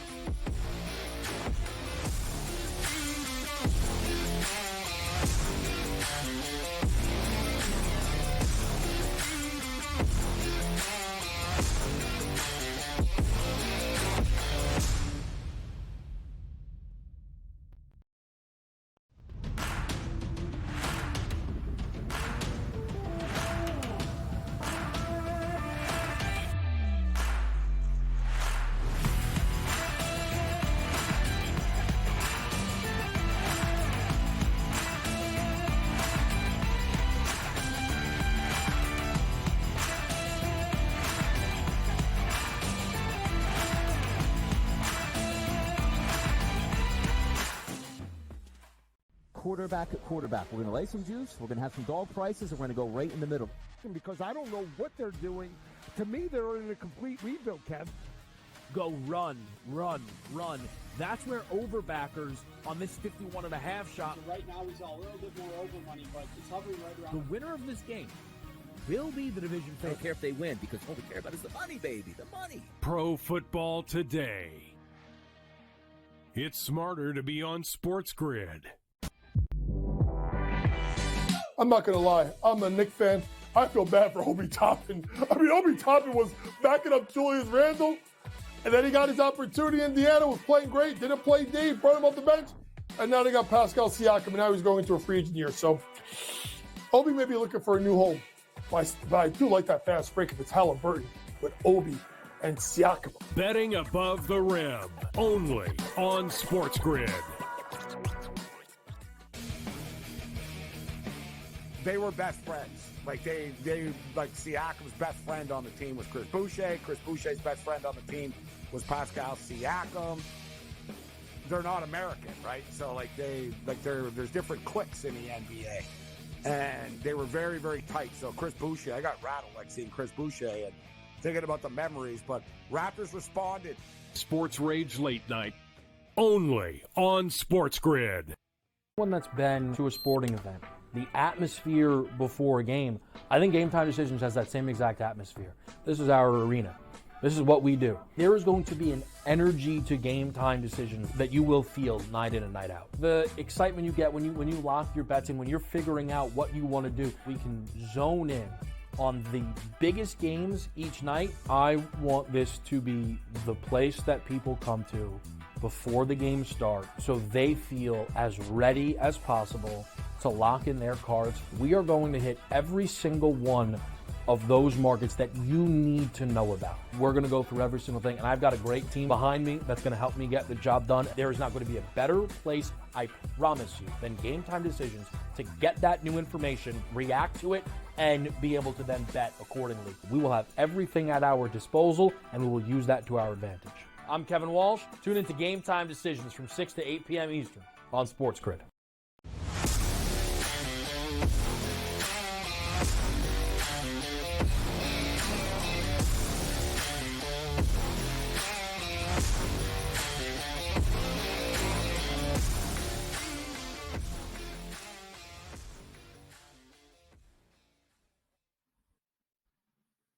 All right, welcome back. In-game live, prime time here, home of systems. And I got to tell you, Scott Wetzel, Dave Sharapan, knock on wood, the systems seemingly are coming through. This has been a really good night.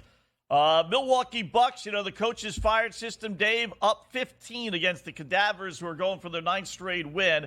They were a little dicey there, which one do you go with? But they're up 15, 77-62. Clearly, they wanted poor Adrian Griffin out. Laying 11.5 now, third quarter. I think they end up covering that, to tell you the truth. And then 229.5. Game siding, slightly under from what the number was earlier. And then keep your fingers crossed. But so far, our beloved DePaul Blue Demons hanging around, down 8 now, 26-18, midway through the first half, although the line's up to 21.5. Our other coach's fired system. That one's going to be pain. That might be one of those ones we just kind of put in the back pocket, check in every once in a while. I don't think you need to be sweating that one. It's because it's going to be a lot of that agita, a lot of that pain in your side where you're like, oh, we're down 12, in-game numbers 24. What am I doing? Why did I do this? I didn't bring an umbrella for the Black Cloud play tonight. I'm going to have to get an umbrella or some rain gear or maybe a rain hat every time we do the show and you come on with this Black Cloud play of the night. We'll do something like that every time you come out. I'll get ready for the play. You put it out there. Yeah, don't look at that one. Let's talk about something else because I don't want to have to worry about that. No, not at all. Illinois by 3. We got a line out by 3 at Northwestern early on, 17-14. Good start for the Illini. Late 6.5 now. They jumped that one up pretty quickly, right? It's funny how they do that, Dave. They were basically 2.5 3-point favorite, right? They're leading by 3, nothing crazy, and yet they jumped the line all the way up to 6.5. Whereas other games, same scenario, and they'll keep it around 3.5. Why do you suppose they were quick to jump this one so much? They probably need some dog money on that. They probably got to get the dog money. You got to move the number. So a lot of these systems and guys that do this will be looking for action early in the game. So you can have more volatility in the number because as the minutes come off the clock in the games like that with the minutes between the basketball and the hockey, you can't move the number nearly as much. It kind of gets set. It moves subtly. Early in the game, big swings. That's why I say all the time, the basketball, you could lay the short number, take the big number, and build yourself a nice little axis point bell curve for, your geometry guys, and have yourself a nice little area where a lot of the plots in the middle all win in your favor. That's what the book's trying to do. I got to ask you this because this game's coming up here this hour very shortly. OKC is at San Antonio. Now, you talked about it with the OKC game in Portland. They were laying a big number. They didn't cover, but they won the game. They're laying a gigantic number today at San Antonio. This is crazy to me.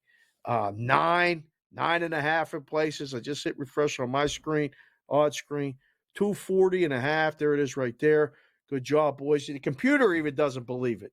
The Smart Moves NBA prediction there, which is right here on In-Game Live Prime Time all the time with these boards, only has OKC by 8. You want the dog? Is there a system to take Wemby tonight at home? No, I see it in your face. No, you don't want it. No. Yeah. Out of all the games, I couldn't come up with something for this one. Tough. OKC is great. Phenomenal against the spread and straight up at home. Whatever the record is, straight up, that's what they are against the spread at home. They're it's just the like 15 and 4. Record in the NBA, Wetzel. They're literally the best record ATS in the NBA sidewise. OKC Thunder. Second is the Philadelphia 76ers. But road favorites like this in the NBA? I know. Yeah. Can you really bet San Antonio, though? You know, I mean, this is another one of these tough games to pick your poison, I guess, you know. But the Spurs are capable of a good effort every now and again, but then other times they lose by 40. You know, the Pops just doesn't even care. So, is he going to get excited for Oklahoma City? Is there any kind of rivalry, San Antonio, OKC? You know, it's not exactly the Texas shootout here, or Red River shootout. But it is Oklahoma versus Texas, you know. So would this be OKC's natural rivalry? I guess it would, right? Them and or Dallas? Well, San Antonio, Houston, right? Is that closer? San Antonio, Dallas. There's teams in Texas all are rivals, I guess, and they all want to be rivals with OKC. But I mean, I'm just looking this up now. The Spurs are 5-19 against Western Conference opponents. San Antonio has a 5-18 record in games decided by at least 10 points, which is what the line is basically 9. Trying to find any reason at all to take the dog, Wetzel. I can't do it. The Thunder won the last meeting 123-87 back in November.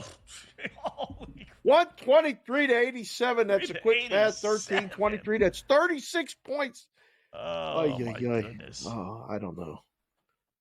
You'd like to think when you get shellacked like that you circle the calendar and say, well, I can't wait to face them again, right? But not with this Spurs team. This Spurs team is just, no. Chances are they play a little better, but this is a tough one. That's a real tough one. How about just the over? I think maybe just the over. Right? Yes. That's not a bad. A little more comfortable with the over. Okay. All right. What's the over? What do they got? Currently 240 and a half, 241 and a half. Yeah, the books. My guys down the islands are moving a number right now. Basically, they're probably watching the show. Tell them that all the time. You guys are welcome. Put Wetzel on the list too for the consultant fee, please. It got Doc Rivers a job. Being a consultant can get you a job. You know, in the meantime, let's get envelopes, see what we could do. They're moving a number right now. It's moving up to 241 and a half. So that's the side. Game's tipping off in 8 minutes. So that's probably the safer bet, is just bet this game over. Although we need San Antonio to score 100 points. Come on. Yeah, they have to, right? By the way, speaking of consulting, I mean, does Todd Bowles for Tampa Bay not need a consultant? I mean, this poor guy's lost. You know, as far as not calling his time out there at the end of the game. Holy crap. And then he's telling the world that they're going to make a 50-yard field goal so the game is over anyway. And then dopey Jared Goff, he's taking, and even Dan Campbell admitted this, he's taking kneel downs with 10 seconds left on the play clock. He took a kneel down with 36 seconds left on third down, which means Tampa Bay could have called their last time out, forced a field goal try. Maybe they miss. Get the ball at their own 40-yard line, 39-yard line or so with 30 seconds left. You had a shot, and nobody told Bowles to call a timeout. Nobody? Tampa Bay, look me up. All right, I'm in the book. I guarantee you I will win one game. I tell this to all NFL teams. I guarantee you I will win you one game that you lose every single year because your head coach can't figure out, first-grade arithmetic. Wow. I mean, at opposite picks, just reach out to you on the X and on the Twitter. We can get a hold of you. I mean, reach out to you on the podcast, whatever we got to do. I just woke up from my nap. All right. Sunday was a day that we just we did escape rooms together. Me, my wife, my daughter, my brother, and my sister-in-law all together, spent some family time. We had lunch, and then we sat down on the couch. And East Coast time versus West Coast time, I was all messed up. I could not believe that I had to wait till like 3:30 in the afternoon for a football game on Sunday. It took forever to get there. I'm like, when are we kicking off? So we all passed out during the Lions game. I woke up first, and I'm watching it, and I'm going, did they have a gentleman's agreement that they would just kneel on the ball and, like, no timeouts would be called? Like, that was a strange ending to that game. the Lions covered. There was a lot of people that I know, very smart people that were on the Bucs that were very disappointed in that effort and that 2-point conversion that didn't go. So it fell around that number. But that was kind of strange. I don't know. Am I a part of this consulting service? Are we calling this the Absolutely. Oh, yeah. SS&W Corporation. Yeah. Okay. All right. Yeah. All right. That's fine. It worked for a long time during the season with the the handicap, and I think we could help them. I don't know. Again, you see sometimes the mismanagement of things in game, and you wonder. We got people in our ears every second. Other people got jobs where they got people talking in their ear all the time. How does nobody say to the guy, like, look, don't do this, or yes, do this? I don't understand. It should be one person's job. That's all. Right. Just one person. And even if they would have called a timeout at the beginning, and he's right in his calculations, he was saying, yeah, we would have had about 10, 11 seconds left, down 10. Yeah. Well, one, you can't assume they're going to hit a 50-yard field goal, Coach. No. I mean, even indoors, they could clearly miss that. If they go for the field goal, now you got it at the 40-yard line, down 8. Time for a Hail Mary. 2, You're going to force them to actually run plays, not just take knees. So now maybe you could strip the ball away. There's a lot of, parameters to you calling that timeout and showing them you're not giving up, which is what the number one thing, right? You're a coach, Dave, right? What do you tell your kids all the time, right? No matter what, don't give up. Don't give up. Don't give up. And to me, you had the Green Bay coach give up by not using his timeouts, and you had Bowles give it up. Yeah. I'll never understand that. I don't either. What I also don't understand is that the Winnipeg Jets and the Toronto Maple Leafs are tied 0-0 after 3 periods. Game scoreless. 0-0. We're going to overtime. You want a side of that one? Who do you want? Bruins score, too. We got to sweat out the mom's bet now.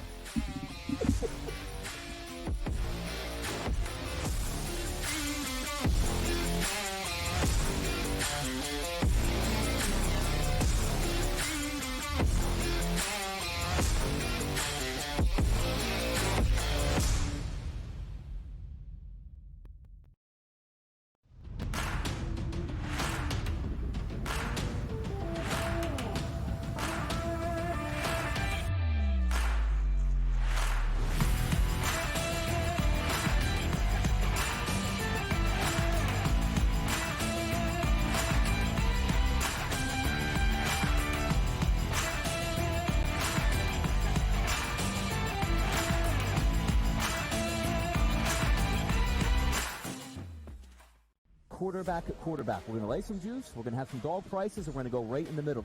Because I don't know what they're doing. To me, they're in a complete rebuild, Kev. Go run. That's where overbackers on this 51.5 shot. So right now, he's a little bit more over money, but it's hovering right around. The winner of this game will be the division favorite. I don't care if they win, because all we care about is the money, baby, the money. Pro Football Today. It's smarter to be on SportsGrid. I'm not going to lie. I'm a Knicks fan. I feel bad for Obi Toppin. Obi Toppin was backing up Julius Randle, and then he got his opportunity. Indiana was playing great. Didn't play deep. Brought him off the bench. And now they got Pascal Siakam, and now he's going into a free agent year. So Obi may be looking for a new home. But I do like that fast break if it's Halliburton with Obi and Siakam. Betting above the rim. Only on SportsGrid. They were best friends. Like Siakam's best friend on the team was Chris Boucher. Chris Boucher's best friend on the team was Pascal Siakam. They're not American, right? So there's different cliques in the NBA, and they were very, very tight. So Chris Boucher, I got rattled seeing Chris Boucher and thinking about the memories. But Raptors responded. Sports Rage Late Night, only on SportsGrid. One that's been to a sporting event. The atmosphere before a game, I think Game Time Decisions has that same exact atmosphere. This is our arena. This is what we do. There is going to be an energy to Game Time Decisions that you will feel night in and night out. The excitement you get when you lock your bets in, when you're figuring out what you want to do, we can zone in on the biggest games each night. I want this to be the place that people come to before the games start so they feel as ready as possible to lock in their cards. We are going to hit every single one of those markets that you need to know about. We're going to go through every single thing, and I've got a great team behind me that's going to help me get the job done. There is not going to be a better place, I promise you, than Game Time Decisions to get that new information, react to it, and be able to then bet accordingly. We will have everything at our disposal, and we will use that to our advantage. I'm Kevin Walsh. Tune into Game Time Decisions from 6 to 8 p.m. Eastern on SportsGrid.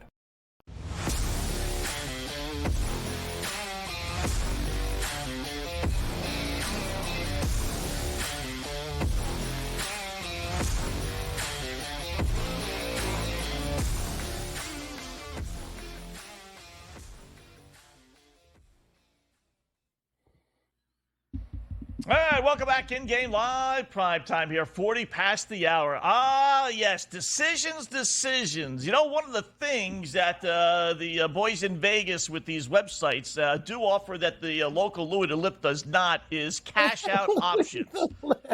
So let's bring on our boy, Cam Stewart, who somehow or another, God bless you, Cam, but yesterday on our program, you gave out this guy, Yeah, whatever. he's a tune. You know, he was almost first-round leader at 100 to 1. Yeah.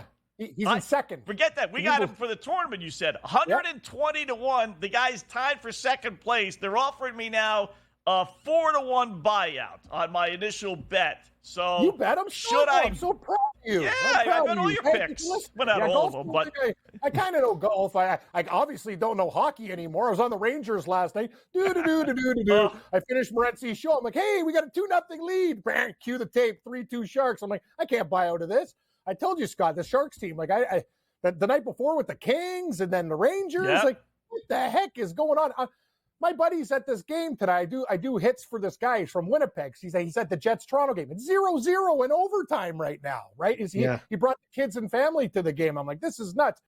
Wetzel, I love that you call like Louis the Lip. That's my favorite. So my guy's Johnny Knuckles. So Johnny Knuckles and Louis the Lip, yeah, they need to get better with their golf bets. But yeah, I was watching this guy play today, and literally he missed a couple putts too. He could have been first-round leader, and I'd be flush right now. But you know the way it is with me and you, Wetzel. Day late, dollar short, always so close to the big score. Just can't get it. Can't get it. I'm looking to make a move here with Louis Dave? the Lip. Jets or Leafs? Jets or Leafs right now? This thing's going to a shootout. I'm going to take I know, Dave, I lose every shootout, but I kind of like the Leafs chances. But you know what? I got to be on. Okay, I got to take off my fandom hat. The goaltender for the Jets has won 4 straight. Bresson, like he's been very, very good. Like remember when he played for Vegas too, and he was their backup, and he really picked up his game, and the Jets picked him up. He's been like basically like 1A and 1B with Hellebuck. So I would say the Jets have a better goaltender, but I think the Leafs have better skilled shooters, like the Marners, the Matthews, like guys who are a little bit more, how do you say, just more skilled with the puck on a breakaway. But very dangerous, Dave. I wish you Godspeed, Dave. Whatever you feel, you're the man. I can't guide you there. I can only guide you to Japanese golf guys who come second at 130 to 1. Have you heard about the Wetzel? He's got a system. Dark Cloud again. The Mom's Trip. The Mom's Trip games. Yep. He got this from Blessing. He said we mentioned Brian Blessing. God rest his soul. Yeah. I know you knew Blessing very well. Very well. The Mom's Trip. The Carolina Hurricanes moms are on the trip against Boston. Wetzel has them plus whatever. It's 2-2 right now. Okay. 10 minutes what's to 2-0? I'm on Carolina tonight. I'm on Carolina tonight. Okay. Yeah. The thing is, I guess I'm not a doctor, or I don't know how these things work, but I would suggest on the Mom's Trip, you probably wake up in the morning, don't get drunk with Dad, and go and shop and buy Mom a very nice Louis Vuitton purse. That's kind of what I'm thinking. And go have coffee at Starbucks. Dad, on the other hand, might go, hey, I don't get a chance to get out very often. How about we go paint the town? And go, okay. But these guys are superior athletes, Dave. They're not me, you, and Wetzel, who are like, oh, hungover in bed, and oh, my bones hurt. Like I've seen guys like party that me and Morenzi, the Jets just won. No, the Leafs just won. Yeah, hey, sorry, they're wearing their dark blues today. 1-0 Leafs. It's over. So here's the thing. Yeah, it's good. I get one. Wetzel, I hope Carolina wins for us. So that's kind of my angle. I'm with Wetzel. Like I think the Mom's Trip is more take Mom, buy her beautiful things, expensive things, go to a nice tea house and like be pretty on point. Where dad's trips, everyone's like, oh, bet the dad's trip. I don't know. Like, I know you want to play for your dad, but maybe bet the dad's trip the first day.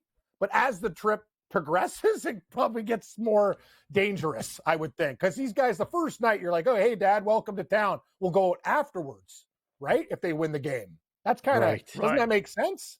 So that's kind of what I'm thinking, right? Guys, I got to tell you, I'm looking at this hockey board. Chalk, chalk, chalk, chalk. I took the over 6 in Colorado. I got a 6. That game just went off the board at 9:35.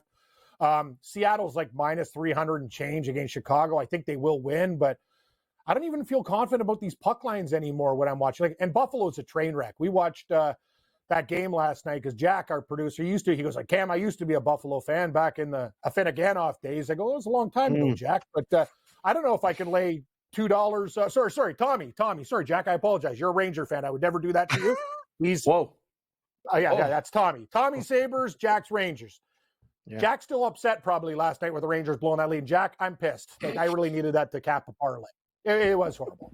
So what are we going to do tonight? If the Kings, can you do Kings tonight? We've lost 2 times in a row, right? Here's the 2 times with this can't lose parlay with these late hockey games. I mean, can you do Seattle and LA? Yes, but if this doesn't win again, Wetzel, like you in the betting DePaul with the new coach angle, we need to regroup with the Red Lobster.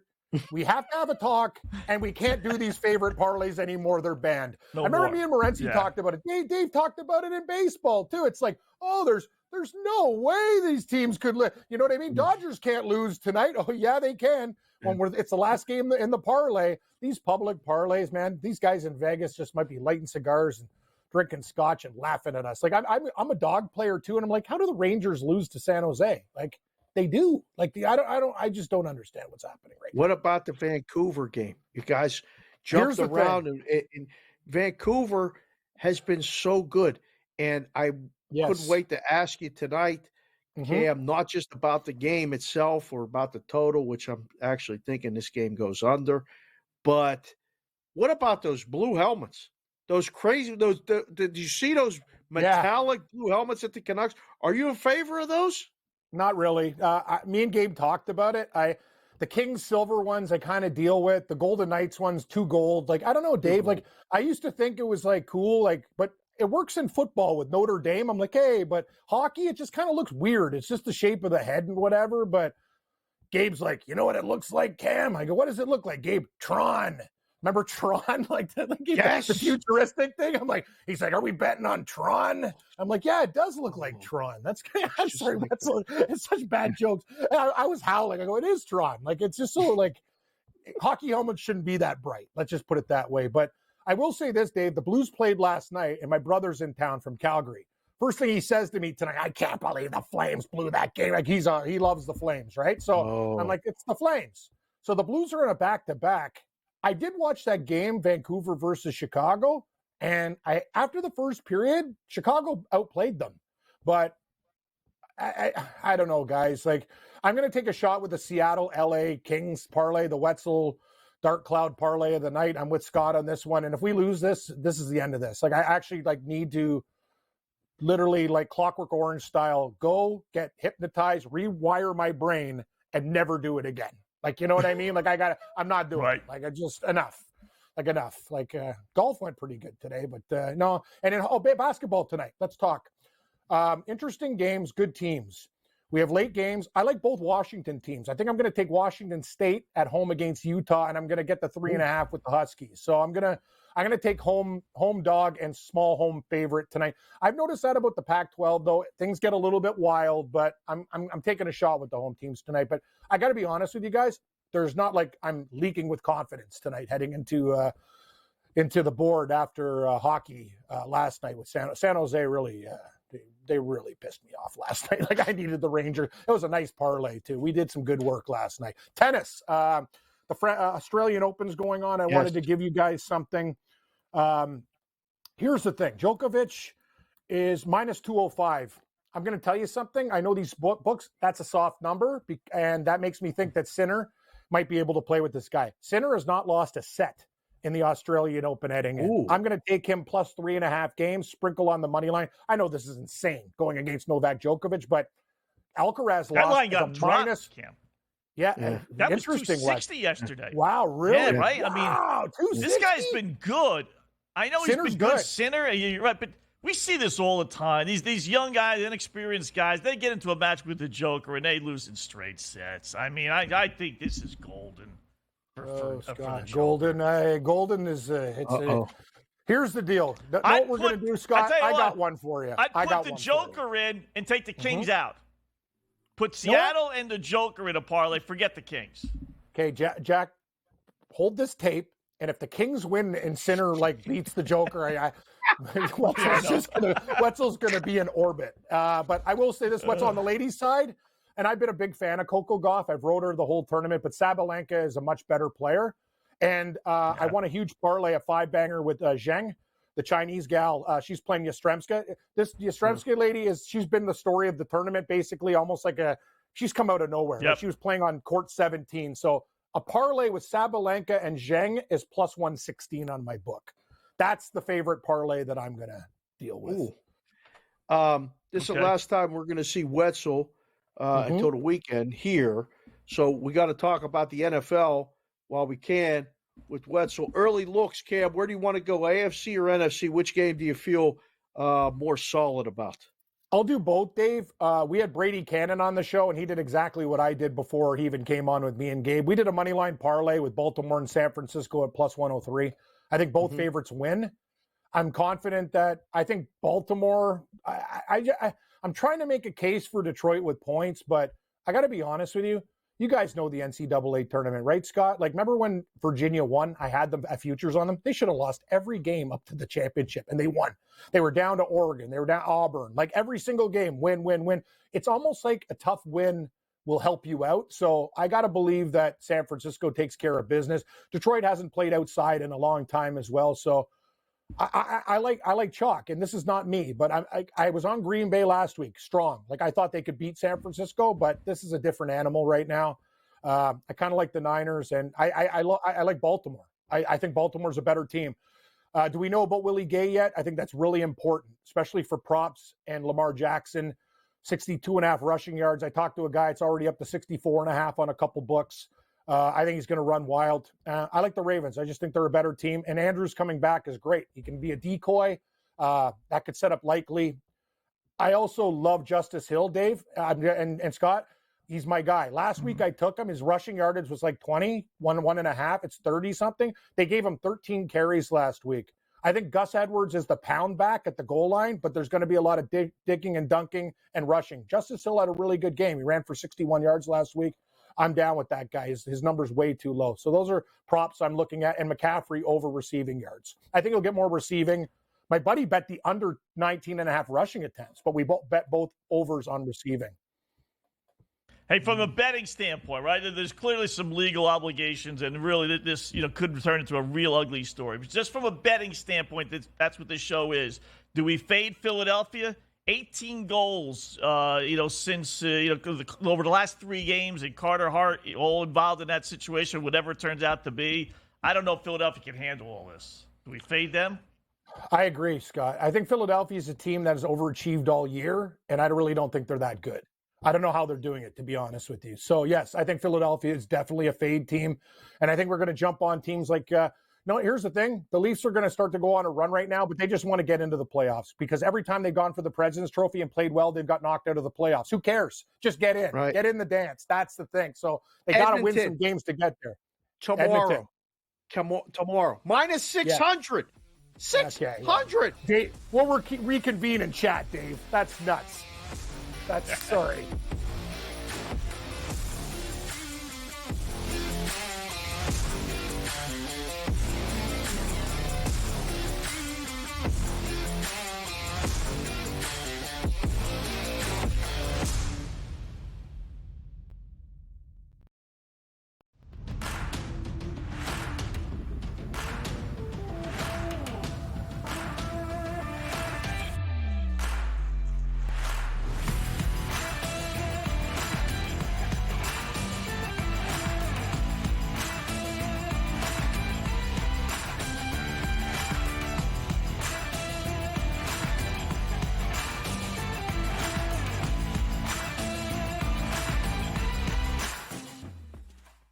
quarterback at quarterback. We're going to lay some juice. We're going to have some dog prices, and we're going to go right in the middle. Because I don't know what they're doing. To me, they're in a complete rebuild, Kev.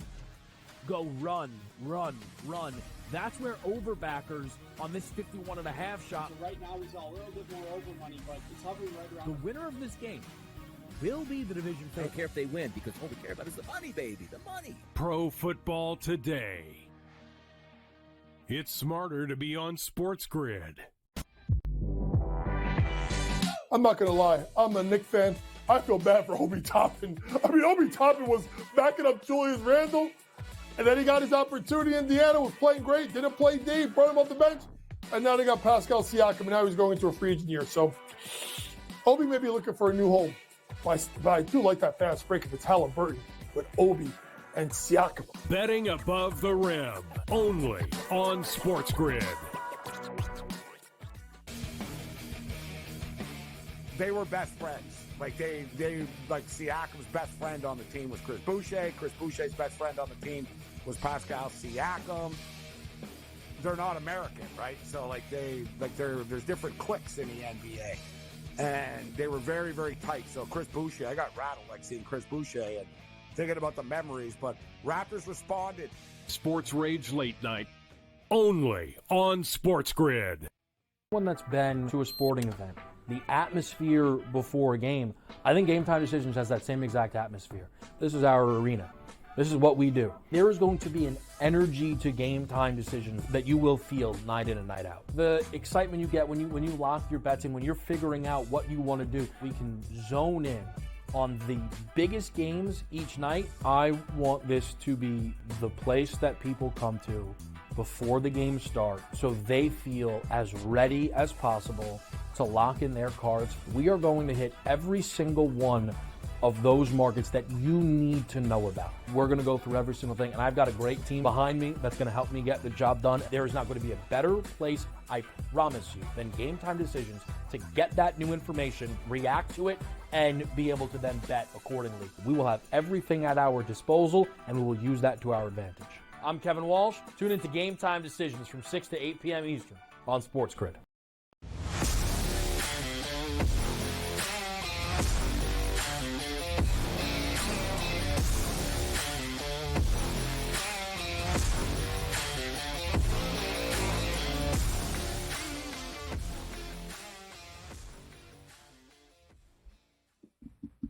All right, it's InGame Live, PrimeTime, wrapping up shop here. Thanks again to Cam Stewart. He's joined by Gabe Morency, top of the hour. They'll take you over the next 3 right here on the grid, TV and radio-wise. Just to update some of the games we've been following, I must say, this Milwaukee Bucks, they're still leading by 12 over the Cadavers, but this Cleveland team is just hanging around and hanging around and hanging around. It's got all the year, but I've seen this story. They end up making a run late. There's 7 minutes left. You got a feeling they're going to cover. But our Blue Demons hanging tough, down only 10 at the half as DePaul makes a run to close out the first half. Not bad. Hockey, unfortunately, Boston did score twice as Carolina blows a 2-0 lead. So it's 2-2, final 2.5 minutes left to go in regulation. So we're looking at overtime there, Dave. So any of the college basketball, NBA, or hockey bets that you like?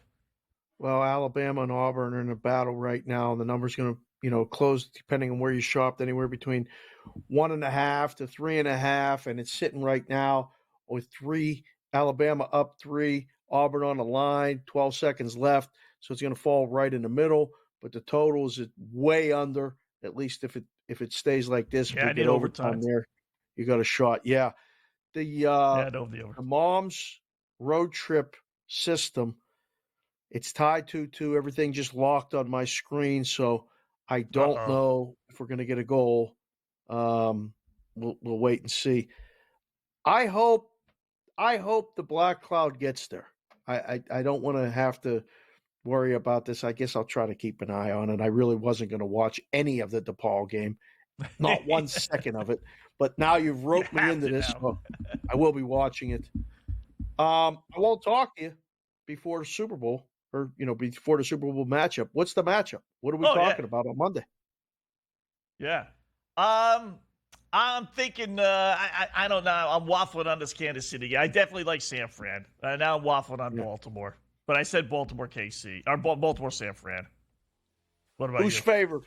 Who's favored? San Fran will be. I don't think it should be though. Makes no sense to me. Pick them. See you later.